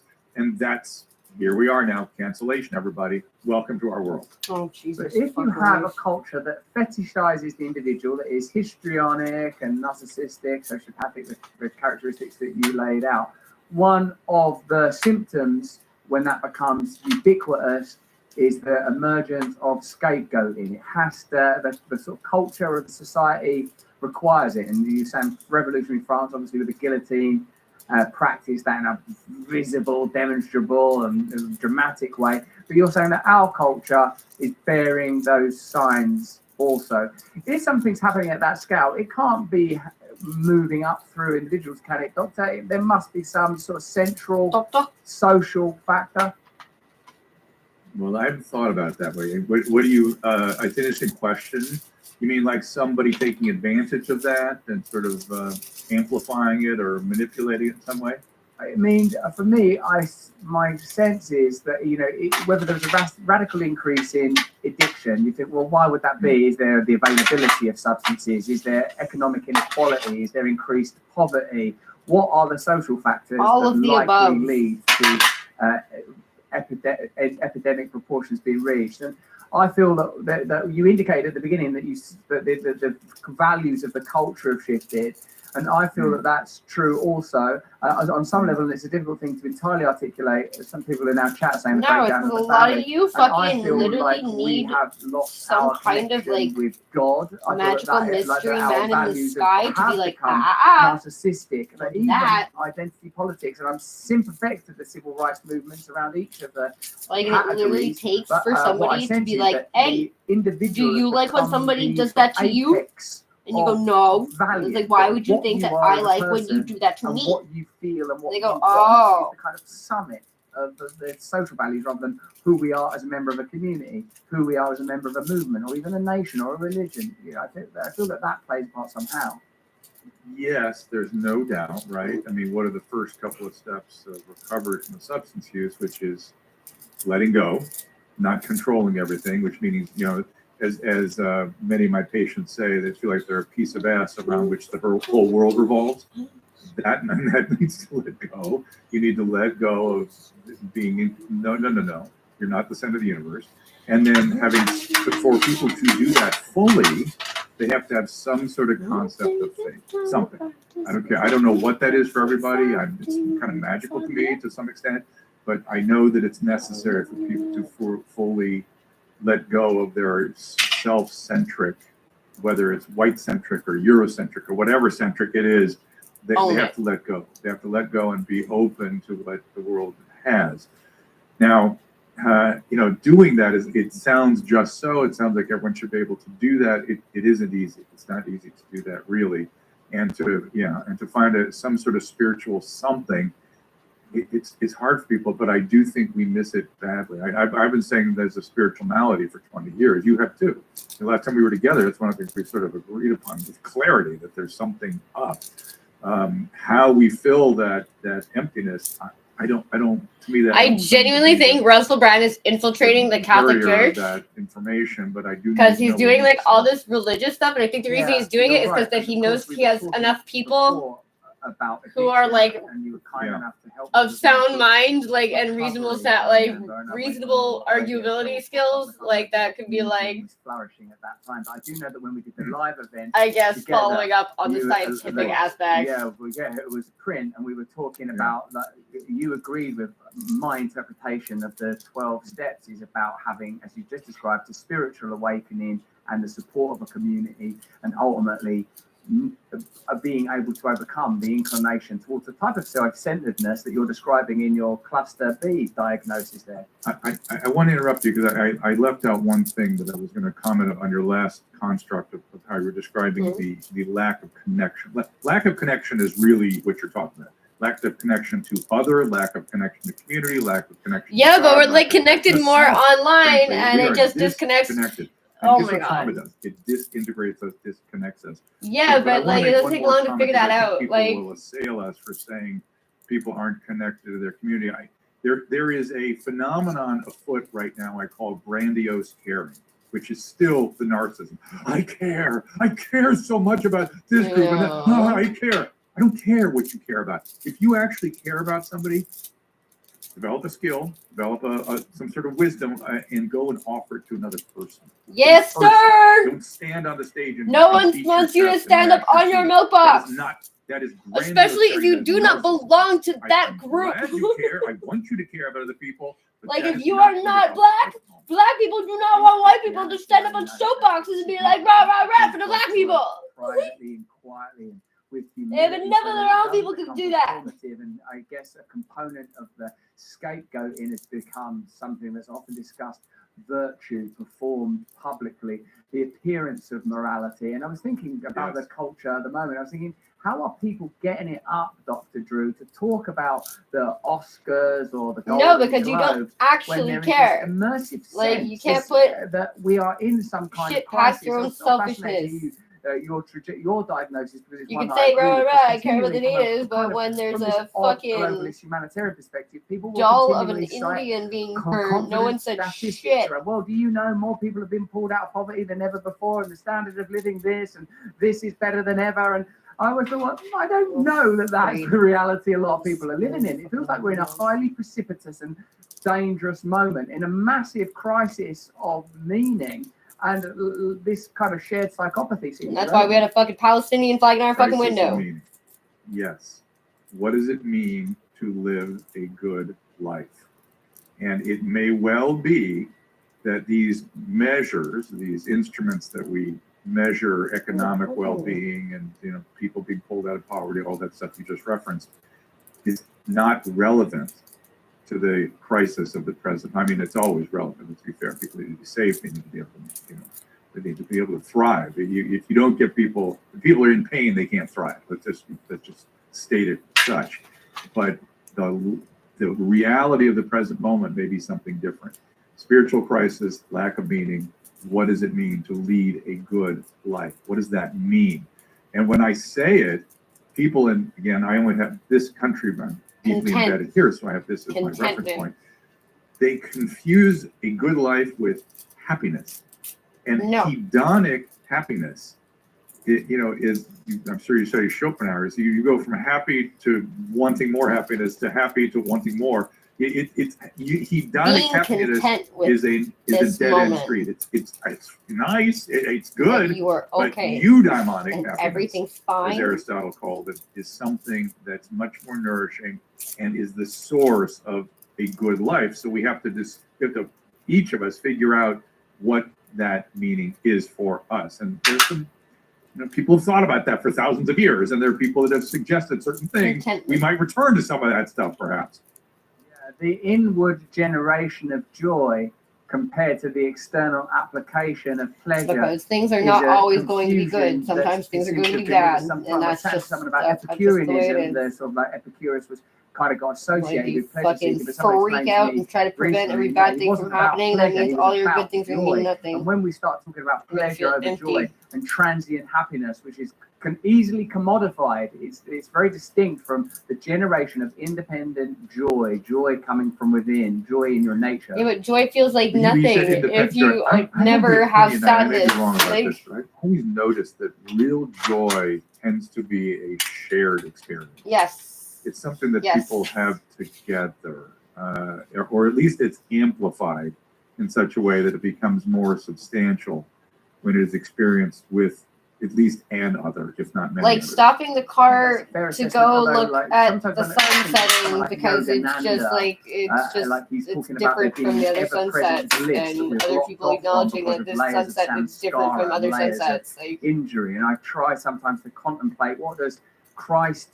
meant by the kingdom of heaven being within. So there's no doubt, like I don't want to sort of double down on the kind of individualism that you and I are both decrying, and I reckon that there's a certain joy that can be derived from relationship and service. But the idea that what I'm trying to establish and explain is that as a recovering addict, the idea that pleasure is going to come from the outside, whether it's like through sex or through food or through heroin or alcohol, a little bit of everything. Consume somehow pleasure rather than through service and good conduct, through right conduct, joy will be generated as a byproduct rather than as the aim. Isn't right conduct something that is in short supply also?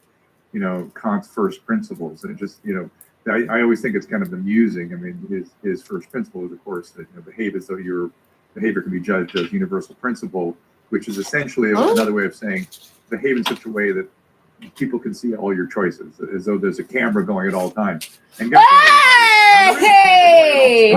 So you are going to be judged. So you might as well fall in line. What? Okay, before you answer the next question, might as well go, everybody. Now the universal principle, which is essentially Isn't right conduct something that is in short supply also?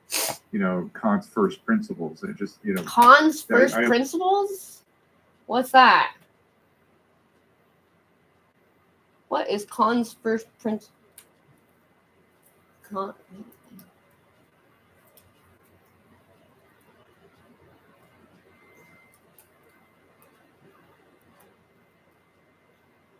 Okay.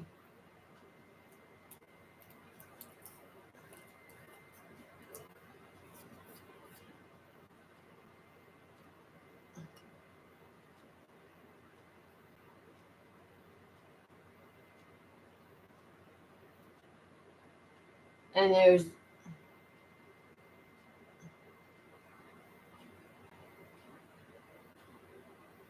oh, fantastic. It's just all Elon Musk.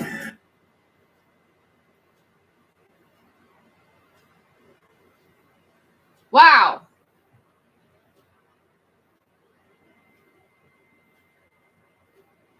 Okay, let's try this again.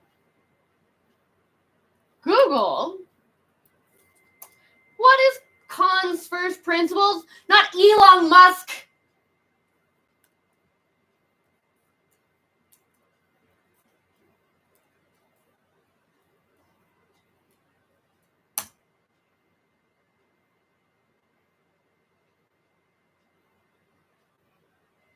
Wait, what? No.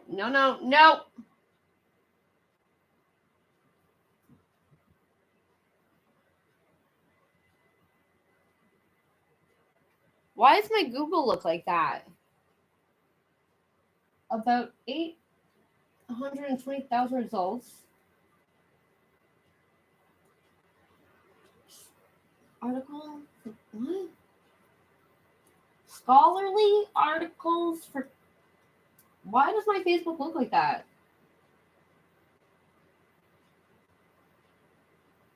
For further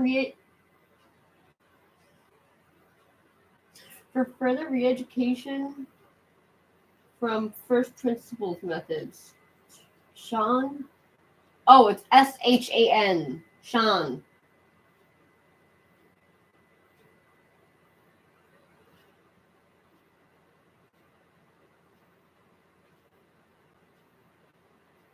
Okay.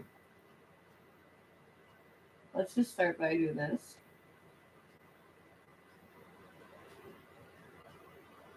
Is that what he said? Sean? I always think short supply also. Rather than as the aim. Isn't right conduct something that is in short supply also? Kant's first principles. It just, I always think it's kind of amusing. I mean, his first principle is, of course, that behave as though your behavior can be judged as universal principle. No, he's a Kant. Which is essentially another way of saying behave in such a way that people can see all your choices, as though there's a camera going at all times. And guess what, everybody? Now there is.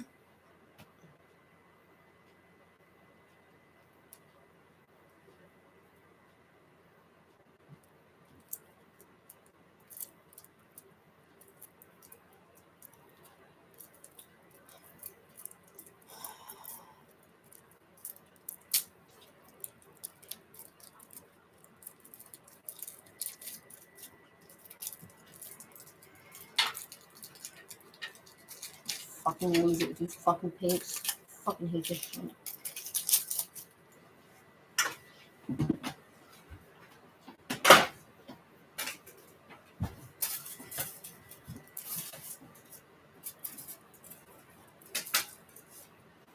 Spend like a fucking entire hour just to roll fucking joint. It's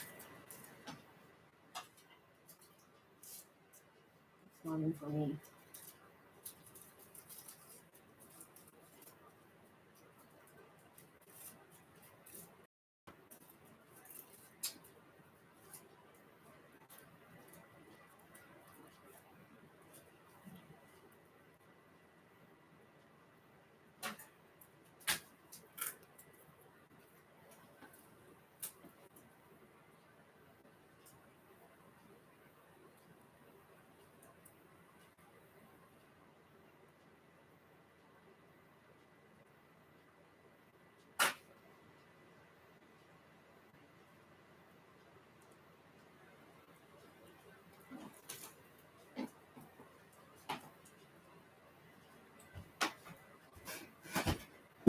Here.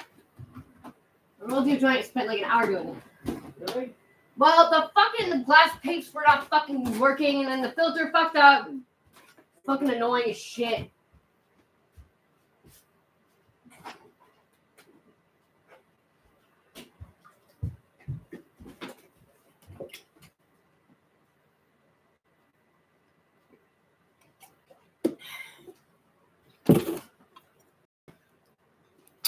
Fuck off. Really? Ugh! Fucking computer and the fucking stupid screen. Oh, I swear to God.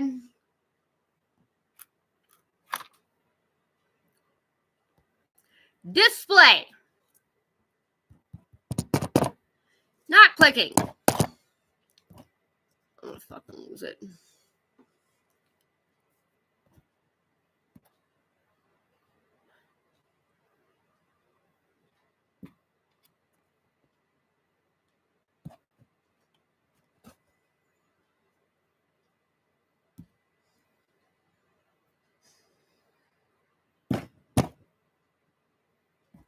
Asshole.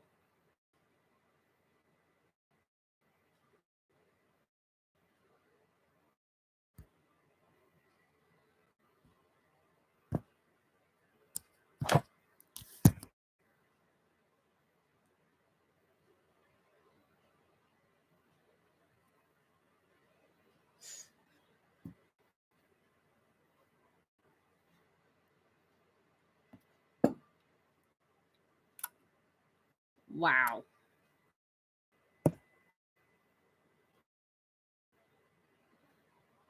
Okay. All right. So thank you, Bill Gates, for not letting me fucking have a screen timeout anymore.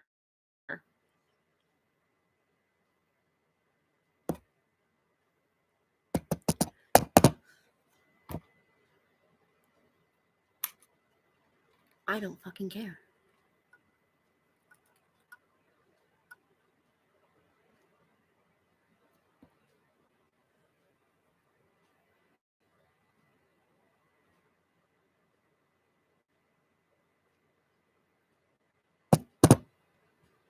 Never.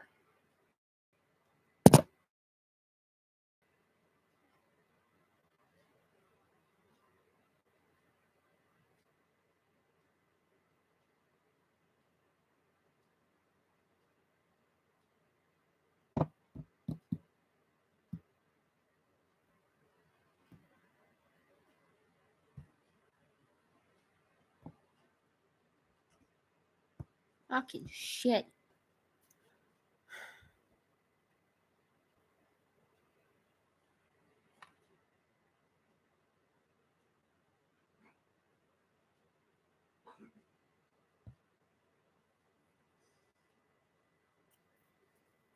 Okay.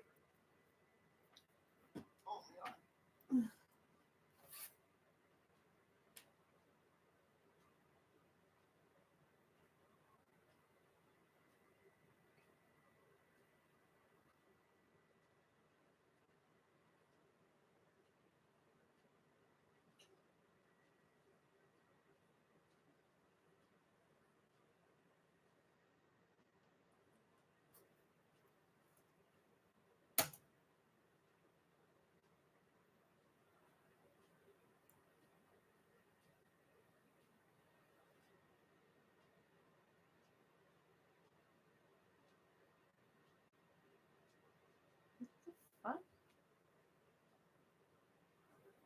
Khan Academy. How to think like Elon Musk.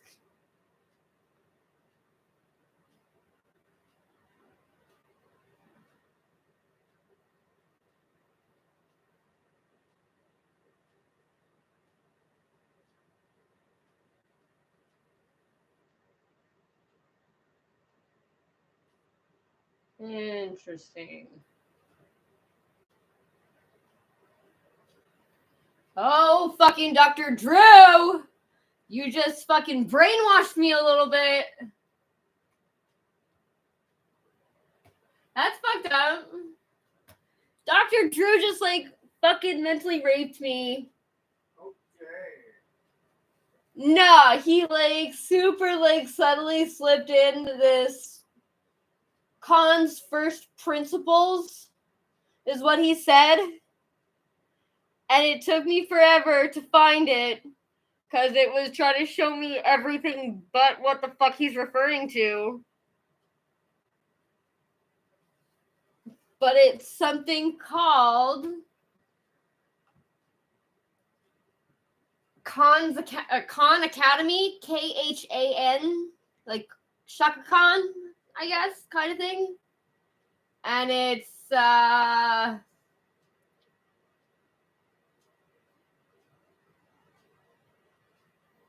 learn differential calculus, limits, continuity, derivatives, and derivative applications. Numerous applications. For example, you could find the rate at which chemical reactions happening. Well, so it's like alternative. Okay, 5 founders on fundraising, culture building, clock building, culture shaping, people coaching, and surviving, thriving.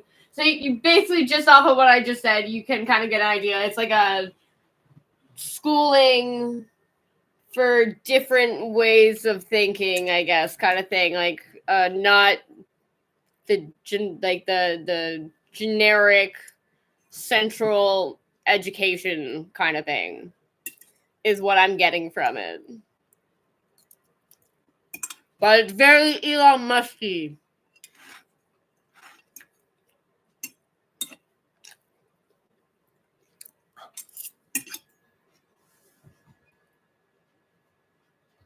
Huh.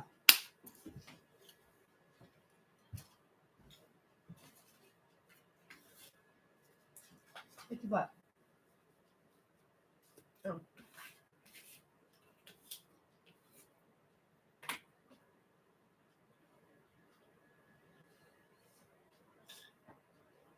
Do you have the cigarettes upstairs? Oh no, they're right here. What you doing, baby? Oh, okay. I'm very quiet. Well, I'm very focused. Okay. Sorry. Level 68. Oh wow. Jesus. There's a camera going at all times, so you are going to be judged. So you might as well fall in line. Okay, before you answer the next question, Doctor, I have to tell our beloved viewers on YouTube, we need you to join us. We need you to be a part of this movement because we're going to discuss stuff that would be contraband on a WHO platform, on a platform that listens to the British government when they say demonetize Russell Brand. This is part of our movement. We need you with us right now. We're going to be talking about Dr. Drew's views on Joe Rogan and the COVID protocol that he espoused and why the legacy media responded the way they did with that massive pylon.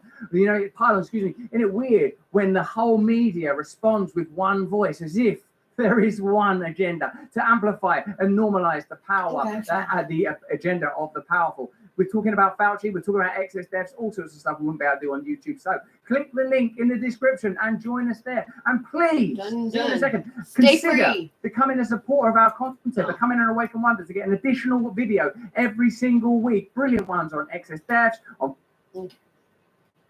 Again, super. And he's going to go through my 3 different back MRIs. So, go ahead, Dr. Rayo. The first one was April 14th. There's one simple hearing hack anyone can use to improve their hearing almost overnight. Did you know that hearing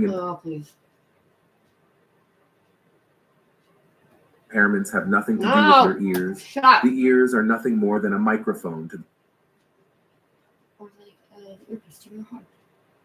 Brilliant report, if I may say so. I don't do all the work, and there's a brilliant team of people working here on the agricultural protest. We got Vandana Shiva's views on why, in fact, Big Pharma and the Sackler family and the way that the opioid crisis will happen.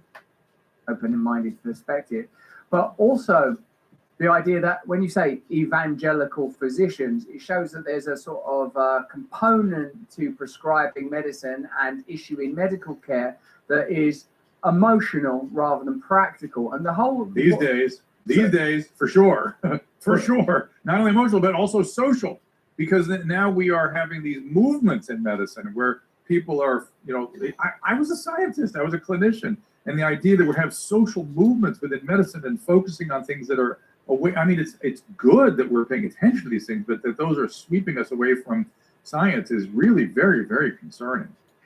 Yeah, it's extraordinary, and I don't know how or why that's happened, because the post-structuralist idea, does that lead to the over-emotionalization of everything? Or I would have thought that it was quite an academic, quite cold, atheistic, materialistic, rationalistic ideology. And yet what we are talking about now is a type of hysteria within the medical profession.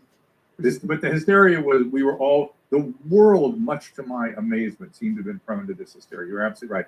So now, again, I was giving you just so things that came to mind when you asked your initial question.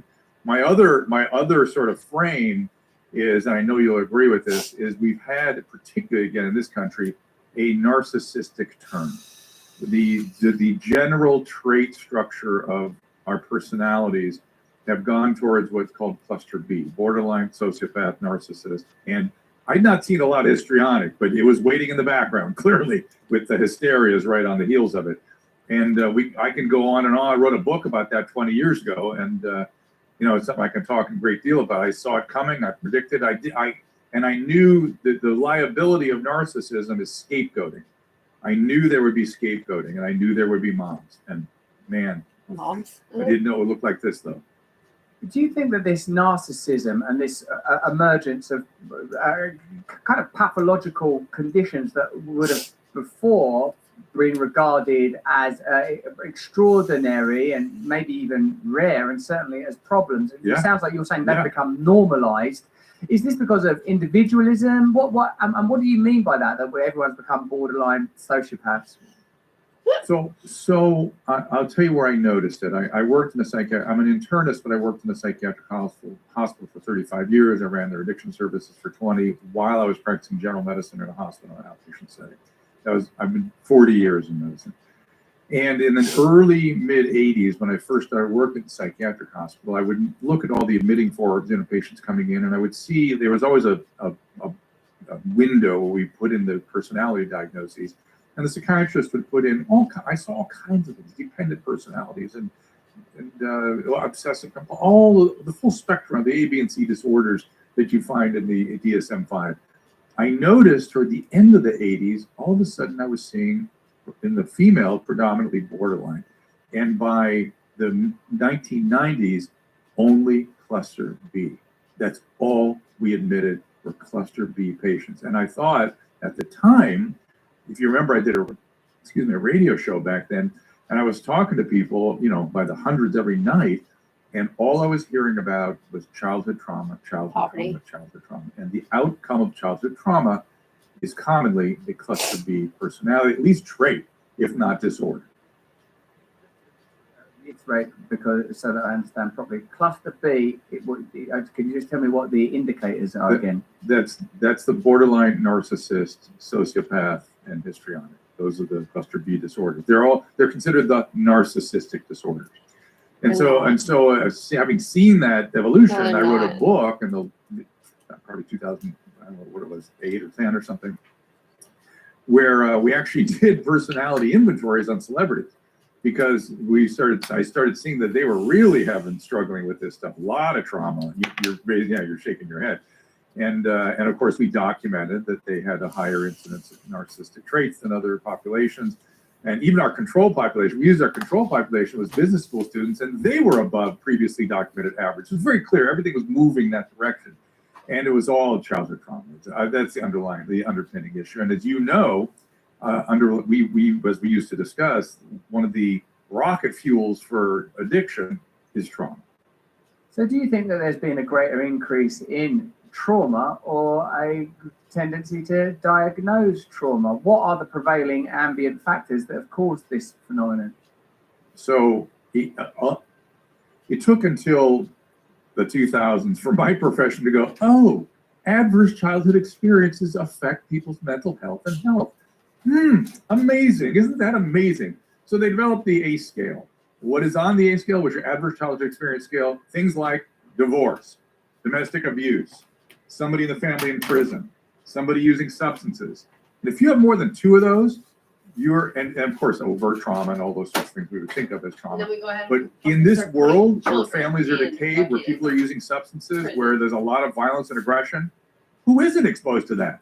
It's extremely common to be exposed to adverse childhood experience. And then add to that screens, we have no idea how that's amplifying everything and what they're being exposed to there, whether that's an independent trauma.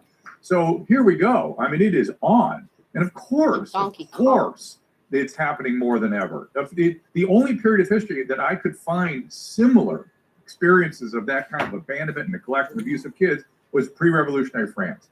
And I wanted to write a chapter in my book about that. And I was told by the editor it was too speculative. I said, look, there's going to be, I just don't know, there's going to be guillotines, there's going to be mobs. That's what narcissists do. They have so much unregulated aggression, they have to form mobs and focus it on somebody else. And here we are now, cancellation, everybody. Welcome to our world.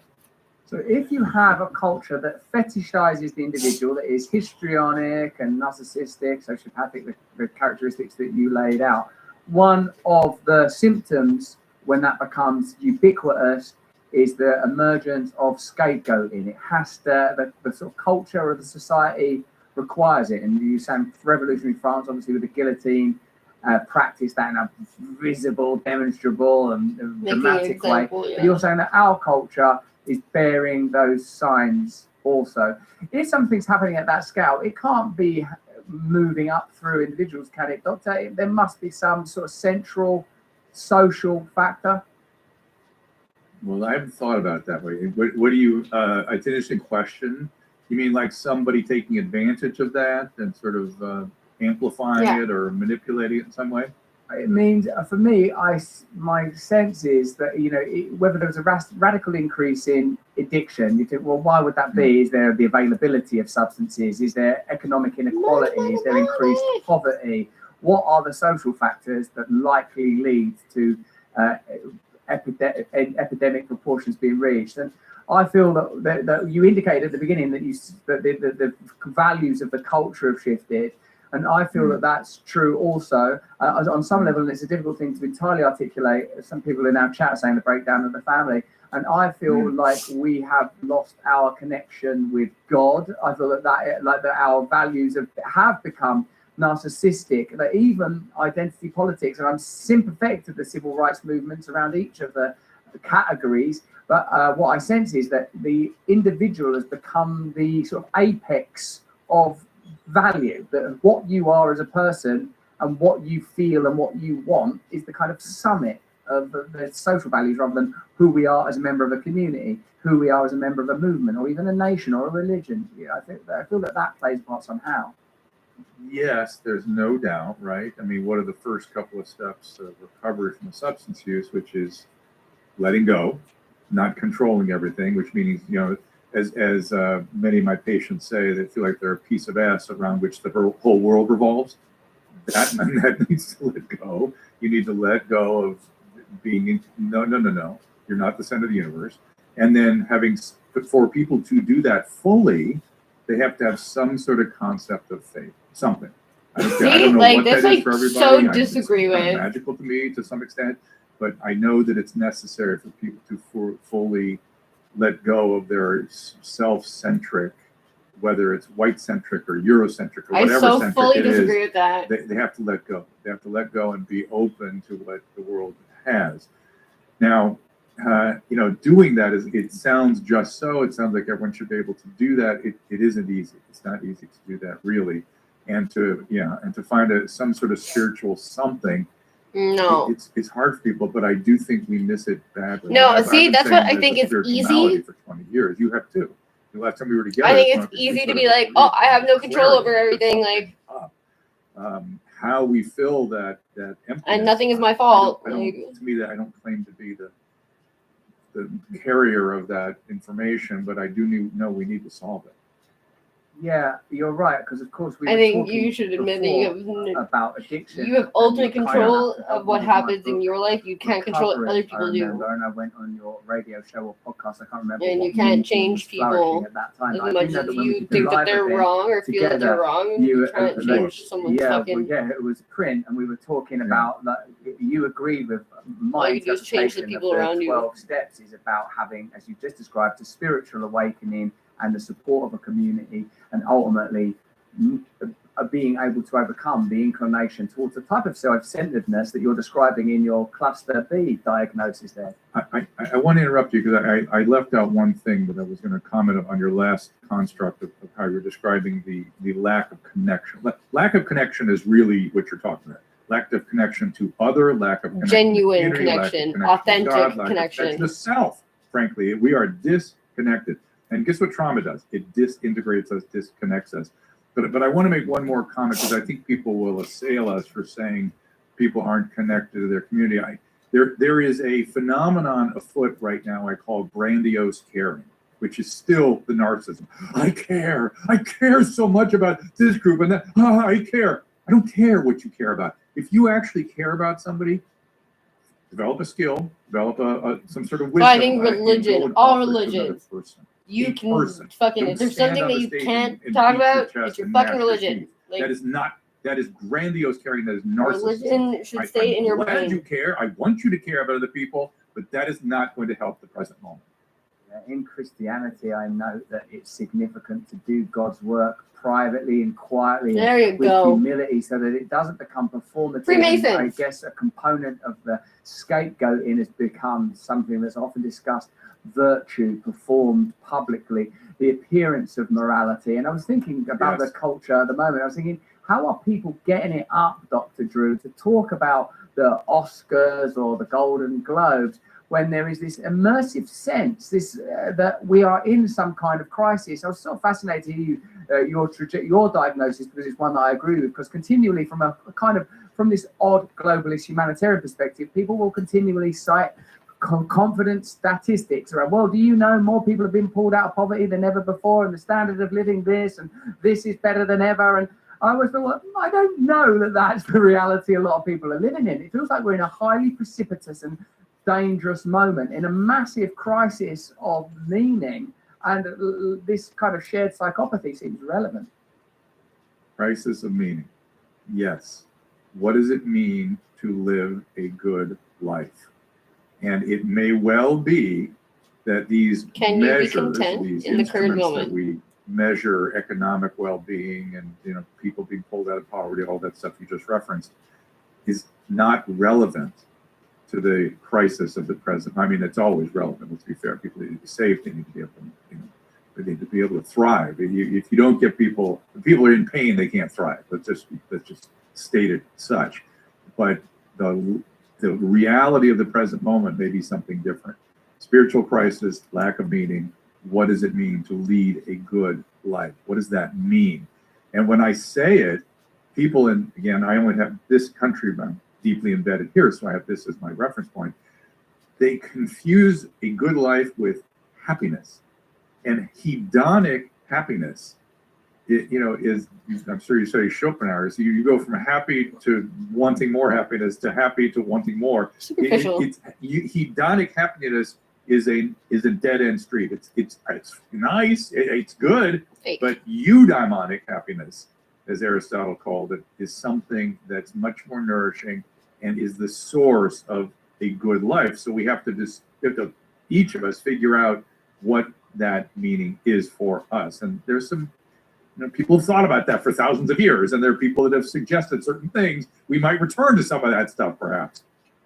The inward generation of joy compared to the external application of pleasure is a confusion that seems to have been with us some time. I was chatting to someone about Epicureanism. The sort of like Epicurus was kind of got associated with pleasure seeking, but someone explained to me recently, no, he wasn't about pleasure, he was about joy. And when we start talking about pleasure over joy and transient happiness, which is easily commodified, it's very distinct from the generation of independent joy coming from within, joy in your nature.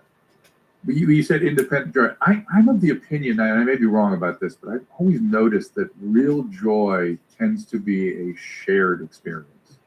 It's something that people have together, or at least it's amplified in such a way that it becomes more substantial when it is experienced with at least an other, if not many others.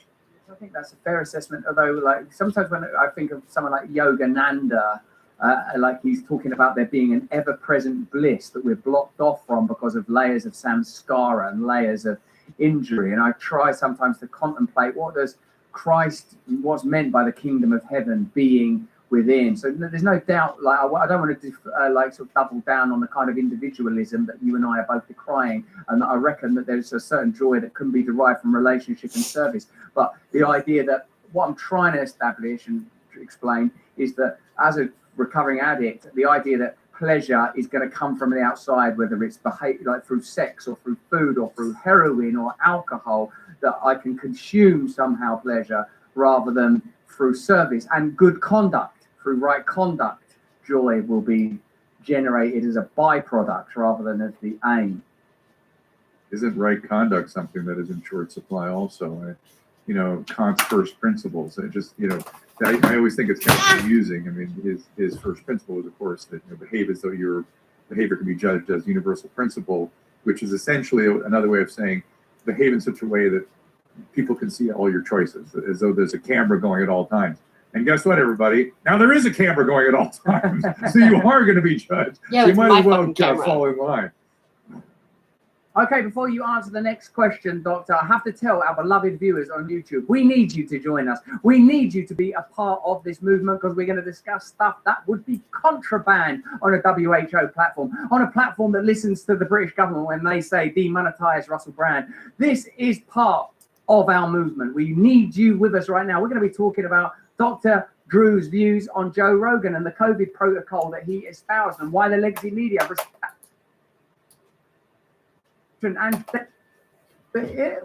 do you consider that a seismic occurrence took place at the commencement of the pandemic and the regulations that were imposed and the attitudes around vaccine mandates?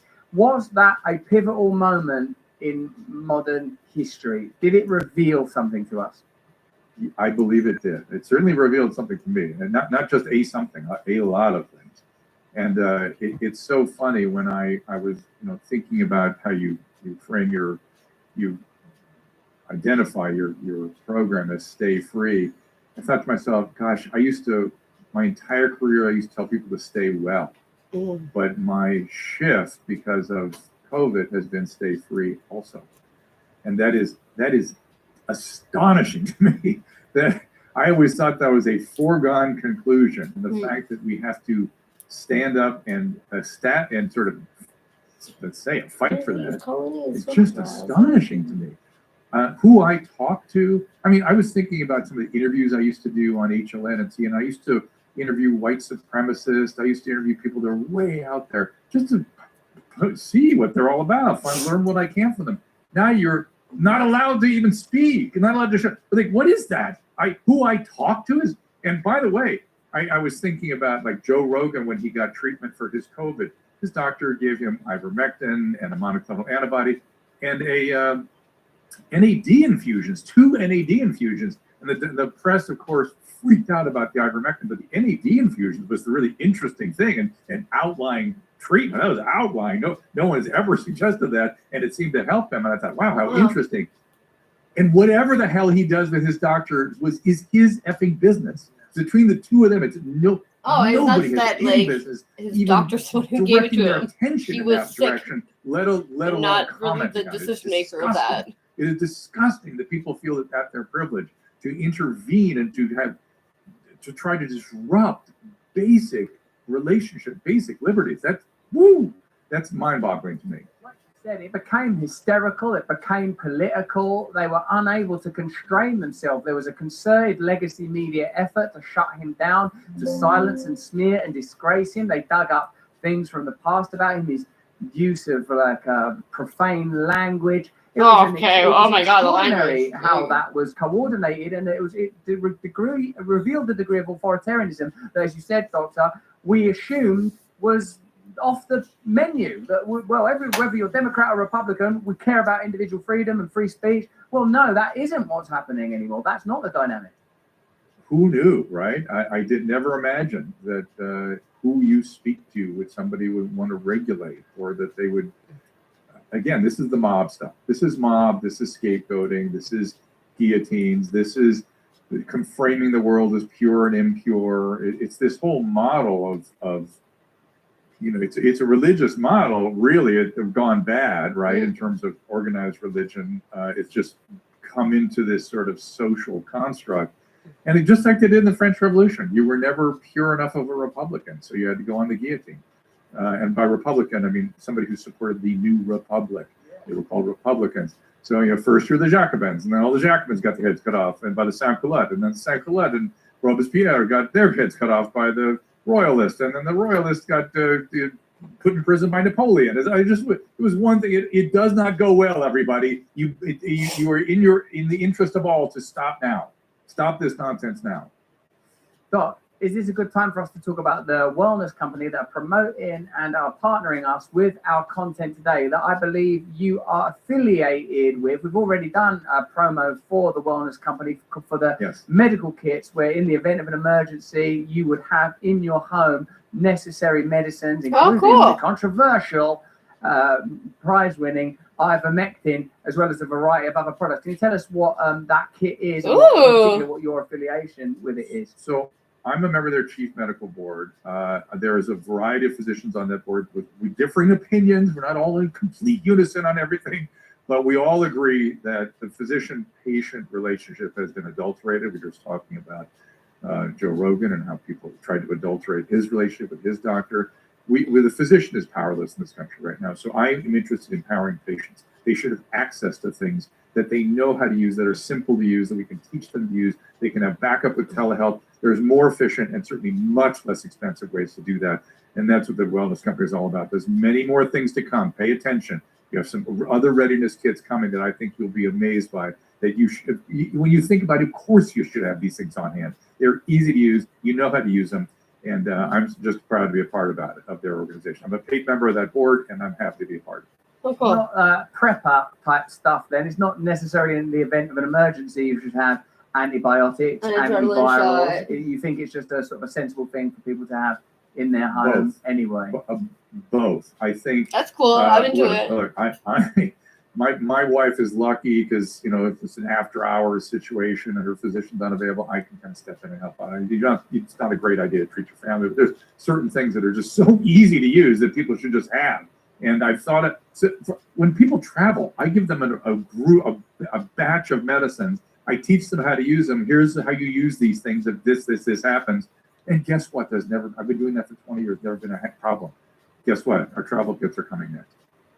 Cool. Things like antibiotics, antiparasitics, medicines that are likely to be useful in the event of a variety of kind of common conditions and common, urgent, and after hours.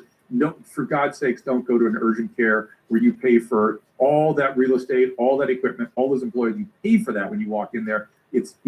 Our system could be infinitely more efficient, and this is an attempt to bring it that way. Well, brilliant. Well, we'll post a link for that right now. I guess we're doing some kind of discount, I would hope, given that we are like affiliated in some way. But we'll post that right now. Thank you, Doctor. Can we move elegantly onto the subject of excess deaths? It's a difficult thing to talk about because of censorship, as well as the fact that, take this example. There's been an 8% increase in excess deaths among children in the United Kingdom. It's difficult to countenance that means there's a higher likelihood that your own children are going to die. Why is this? And I saw recently a Channel 4 documentary that, interestingly, were one of the companies that attacked me recently, in conjunction with other legacy media organizations, simultaneously working together on their investigation. But when they were talking about excess death, they literally did an item on the news. There's a mystery thing. People are just dying. We don't know what it is. And like that, every single comment under the video is, we know what this is. Everyone knows what this is. Like, let's say, what's happening, and why is there not an appetite to investigate this in a fearless and thorough way? That is the bigger mystery, right? That's the part that is nefarious, concerning, egregious. Your country is beginning to have some hearings on this in the parliament, though it's just getting started. I've watched some of that. They're being done well and properly and thoughtfully and non-hysterically. And we have to be open to any and all explanation. My own belief is, my suspicion is, I shouldn't say belief, it is science. My suspicion is we're going to find that the real culprit is the spike protein, however you are exposed to it. And so the more exposure to spike, the more we're going to see difficulty. It is clearly the pathogenic part of the virus. And of course, many of the vaccines, that's what we're creating to create the immune reaction, is more spike. And maybe some people produce more spike than others, something. We'll find out. But it is going to be the spike. But the astonishing thing is that there are more people dying in this excess death pandemic than died in COVID. And yet we shut the world down for that. What is going on here? I'm not saying on any given day there's more people die. I'm saying the cumulative effect of excess deaths persisting year in and year out, we're going to easily surpass COVID. And so why isn't there, forget the urgency, just why is no country doing that? This is the astonishing thing to me, that the whole world shut down, the whole world became hysterical, and the entire world is ignoring this thing. Yeah. Now, maybe they don't feel it's the place of government, maybe it's the medical system that has to come up with that. And we take a long time to cull through stuff, to come up with the evidence of what's going on. If you leave it just to the medical system, who's going to pay for the studies? How's it going to get done? I mean, obviously, pharmaceuticals not very interested in it. So I think government's going to have to step up and do it. Yeah, I hope you're right. Just to give you some information on the COVID inquiry in the UK, it's cost £145 million up until now. They're delaying the significant questions indefinitely. They've not said when they're going to continue the inquiry, but it will certainly be after the elections in the summer. So there's the kind of opacity that's defined investigations in your country as well. And obviously, being a skeptical person, I can't help but think that some powerful interests are being served or protected by the way that this is subsequently being handled. And on that subject, Anthony Fauci has gone from being a sort of a hero, a very deliberately portrayed in that manner as well, from late night talk shows, holding dance numbers, and we're all invited to adore Anthony Fauci. He proclaimed himself as being the science in inverted commas. He also said publicly that people, when the right measures are imposed on them, will lose their ideological BS. I wonder if you think that irreparable damage has been done in the institutions that surround American medicine, the CDC, the NIH, etc., due to Fauci's conduct and some of the odd financial relationships around that time. Well, again, a lot packed into your questions, as always. And I don't know about irreparable damage, because they were adulterated and we didn't know it, and thank God we know it now. So maybe we can do something about it, maybe. The fact that it had gone so far in a certain direction where regulators and pharmaceutical companies are so intertwined that you can't imagine. And by the way, the publishing infrastructure and major medical journals, this is all, I'm not allowed even to allow a drug rep into my office to give me a pen with a drug name on it. And yet these guys go back and forth between and amongst each other and share each other's jobs and livelihoods. It's just, you got it. This needs a very careful analysis, number one.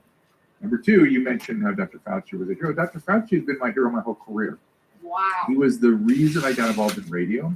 I was deeply involved in treating AIDS patients. And in the early 80s, when we were just starting to go from calling this thing grids to AIDS, he was saying, you got to get out there. He actually was telling us to go out and scare people. Sound familiar? That there's going to be millions of dead.